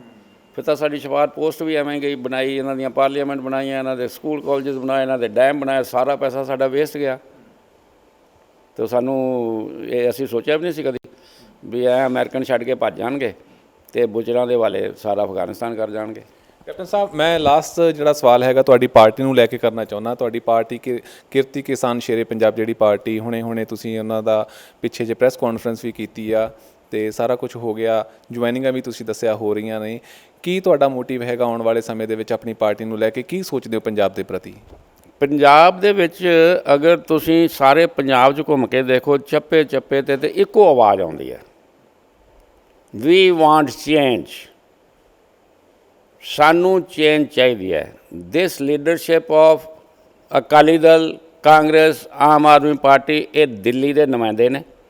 ਇਹ ਦਿੱਲੀ ਤੋਂ ਆ ਕੇ ਗਾਈਡੈਂਸ ਲੈ ਕੇ ਸਾਨੂੰ ਲੁੱਟਦੇ ਨੇ, ਖਾਂਦੇ ਨੇ, ਪੀਂਦੇ ਨੇ ਤੇ ਆਪ ਮਹਿਲ ਬਣਾ ਦਿੰਦੇ ਨੇ, ਹਜ਼ਾਰਾਂ ਕਰੋੜਾਂ ਰੁਪਏ ਦੇ ਹੋਟਲ ਬਣਾ ਦਿੰਦੇ ਨੇ, ਲੱਖਾਂ ਕਰੋੜਾਂ ਰੁਪਏ ਦੀਆਂ ਬੱਸਾਂ ਬਣਾ ਰਹੇ ਨੇ, ਲੁੱਟ ਕੇ ਪੈਸਾ ਸਾਡਾ ਬਾਹਰ ਇਨਵੈਸਟਮੈਂਟਾਂ ਕਰ ਰਹੇ ਨੇ। We want to throw them out. ਇਹ ਸਾਡੀ ਯੂਥ ਦੀ ਆਵਾਜ਼ ਹੈ। ਸਾਡਾ 30% ਜਿਹੜਾ ਪੰਜਾਬ ਉਹ ਬਾਹਰ ਜਾ ਕੇ ਵਸ ਚੁੱਕਿਆ, ਉਹ ਇਹਨਾਂ ਦੀ ਬਦੌਲਤ ਹੀ ਗਿਆ। 3 ਲੱਖ ਕਰੋੜ ਦਾ ਇਹਨਾਂ ਸਾਨੂੰ ਕਰਜ਼ਾਈ ਕਰ ਦਿੱਤਾ ਔਰ ਇਹ ਸਾਰਾ ਹੀ ਲੁੱਟ ਕੇ ਖਾ ਰਹੇ ਨੇ। ਭਾਵੇਂ ਇਹ ਮਾਈਨਿੰਗ ਹੋਏ, ਭਾਵੇਂ ਇਹ ਸ਼ਰਾਬ ਮਾਫੀਆ ਹੋਏ, ਹਰ MLA ਫੈਕਟਰੀਆਂ ਲਈ ਬੈਠਾ ਸ਼ਰਾਬ ਦੀਆਂ। 40,000 ਕਰੋੜ ਦਾ ਜਿਹੜਾ ਰੈਵਨਿਊ ਇਕੱਠਾ ਹੋ ਸਕਦਾ ਉਹ 4-5 'ਤੇ ਛੱਡਤਾ ਇਹਨਾਂ ਨੇ। ਤੇ ਇਹੀ ਟਰਾਂਸਪੋਰਟ ਮਾਫੀਆ ਬਣੇ ਬੈਠੇ ਨੇ। ਹਜ਼ਾਰਾਂ ਹੀ ਬੱਸਾਂ ਨਕਲੀ ਚੱਲੀ ਜਾ ਰਹੀਆਂ ਨੇ, ਬਿਨਾਂ ਪਰਮਿਟਾਂ ਤੋਂ ਚੱਲੀ ਜਾ ਰਹੀਆਂ ਨੇ। ਤੋ ਸਾਰਾ ਕੁਝ ਉਜਾੜ ਕੇ ਇਹਨਾਂ ਨੇ ਪੰਜਾਬ ਨੂੰ ਸੁੱਟ ਦਿੱਤਾ। ਤੇ ਹੁਣ ਲੋਕੀ ਅਵੇਅਰ ਹੋ ਗਏ ਨੇ। ਤੇ ਕਿਸਾਨ ਯੂਨੀਅਨ ਦੀ ਮੈਂ ਤਾਂ ਬੜੀ ਤਾਰੀਫ ਕਰਦਾ ਇਹਨਾਂ ਦੀ ਕਿ ਕਿਸਾਨੀ ਬਿੱਲ ਮੋਦੀ ਨੇ ਬਣਾਤੇ। ਸਾਡਾ ਤਾਂ ਇਹਨੇ ਪੰਜਾਬ ਸੁਧਾਰਤਾ, ਸਾਨੂੰ ਅਵੇਅਰਨੈਸ ਆ ਗਈ। ਇਹ ਬਿੱਲਾਂ ਨਾਲ ਅਸੀਂ ਪੰਜਾਬ ਉੱਠ ਕੇ ਖੜਾ ਹੋ ਗਿਆ। ਪੰਜਾਬ ਅੱਜ ਉੱਠ ਕੇ ਖੜਾ ਹੋ ਤੇ ਬੱਚਾ ਵਾਂਟਸ ਚੇਂਜ। ਔਰ ਜੇ ਤੁਸੀਂ ਲੋਕਾਂ ਦੀ ਆਵਾਜ਼ ਨਾਲ ਚੱਲੋਗੇ ਤਾਂ ਕਾਮਯਾਬ ਹੋਵੋਗੇ। ਲੋਕਾਂ ਦੀ ਦਰਿਆ ਨੂੰ ਅਪੋਜ਼ ਕਰੋਗੇ ਤਾਂ ਤੁਸੀਂ ਪਾਣੀ ਥੋੜ੍ਹੀ ਰੋਕ ਸਕਦੇ ਜੇ, ਡੁੱਬ ਜਾਓਗੇ। ਤੋ ਅਸੀਂ ਤਾਂ ਲੋਕਾਂ ਨੂੰ ਨਾਲ ਲੈ ਕੇ ਚੱਲਾਂਗੇ ਔਰ ਚੇਂਜ ਲਿਆਵਾਂਗੇ ਪੰਜਾਬ 'ਚ। ਇਹ ਸਾਡਾ ਮੁੱਦਾ ਹੈ ਔਰ ਅਸੀਂ ਉਸੇ ਵਾਸਤੇ ਦਿਨ ਰਾਤ ਕੰਮ ਕਰ ਰਹੇ ਹਾਂ। ਸੋ ਗੱਲਬਾਤ ਹੋਈ ਹੈ ਕੈਪਟਨ ਚੰਨਨ ਸਿੰਘ ਸਿੱਧੂ ਦੇ ਨਾਲ। ਕਾਫੀ ਮੁੱਦਿਆਂ ਤੇ ਗੱਲਬਾਤ ਹੋਈ ਹੈ, ਜਿਹਦੇ ਵਿੱਚੋਂ ਮੇਨ ਮੁੱਦਾ ਸੀਗਾ ਕਿ ਕੇਂਦਰ ਸਰਕਾਰ ਦੇ ਵੱਲੋਂ ਜਿਹੜਾ 15 ਤੋਂ 50 ਕਿਲੋਮੀਟਰ ਦਾ ਦਾਇਰਾ ਜਿਹੜਾ ਵਧਾ ਦਿੱਤਾ ਗਿਆ, BSF ਨੂੰ ਦੇ ਦਿੱਤਾ ਗਿਆ, ਉਸ ਦਾ ਕੀ ਇੰਪੈਕਟ ਹੋਵੇਗਾ। ਸੋ ਚੰਨਨ ਸਿੰਘ ਜੀ ਨੇ ਗੱਲਬਾਤ ਦੇ ਵਿੱਚ ਦੱਸਿਆ ਕਿ ਵੀ ਜਿਹੜੀ ਸਰਕਾਰ ਦੀ ਮਨਸ਼ਾ ਹੈਗੀ ਆ ਉਹ 15 ਤੋਂ 20 ਕਿਲੋਮੀਟਰ ਨਹੀਂ ਹੈਗੀ ਗੀ। ਆਉਣ ਵਾਲੇ ਸਮੇਂ ਦੇ ਵਿੱਚ ਜਿਹੜਾ ਪੰਜਾਬ ਹੈ ਉਸ ਨੂੰ ਦੂਸਰੇ ਭਾਗ ਦੇ ਵਿੱਚ ਵੰਡਿਆ ਜਾ ਸਕਦਾ। ਜੰਮੂ ਕਸ਼ਮੀਰ ਦੇ ਵਿੱਚ ਰਲਾ ਕੇ ਇਹਨੂੰ ਇੱਕ ਵੱਖਰਾ ਸੂਬਾ, ਕੇਂਦਰ ਸ਼ਾਸਿਤ ਜਿਹੜਾ ਪ੍ਰਦੇਸ਼ ਬਣਾਇਆ ਜਾ ਸਕਦਾ। ਜਾਂ ਫਿਰ ਮਨਸ਼ਾ ਇੱਕ ਹੋਰ ਹੈਗੀ ਆ ਕਿ ਪੂਰੇ ਪੰਜਾਬ ਦੇ ਵਿੱਚ ਰਾਸ਼ਟਰਪਤੀ ਰਾਜ ਲਾਗੂ ਕਰਕੇ ਜਿਹੜਾ ਕਿਸਾਨੀ ਅੰਦੋਲਨ ਚੱਲਦਾ ਪਿਆ ਉਸ ਨੂੰ ਢਾਹ ਲਗਾਉਣ ਦੀ ਕੋਸ਼ਿਸ਼ ਕੇਂਦਰ ਸਰਕਾਰ ਦੇ ਵੱਲੋਂ ਕੀਤੀ ਜਾ ਸਕਦੀ ਹੈ। ਇਹਨਾਂ ਗੱਲਾਂ ਦਾ ਪ੍ਰਗਟਾਵਾ ਕੈਪਟਨ ਚੰਨਨ ਸਿੰਘ ਸਿੱਧੂ ਨੇ ਜਗਬਾਣੀ TV ਦੇ ਨਾਲ ਕੀਤਾ ਹੈ। ਤੁਸੀਂ ਬਣੇ ਰਹੋ ਜਗਬਾਣੀ TV ਦੇ ਨਾਲ। ਮੇਰੇ ਨਾਲ ਕੈਮਰਾ ਪਰਸਨ ਅਮਿਤ ਕੁਮਾਰ।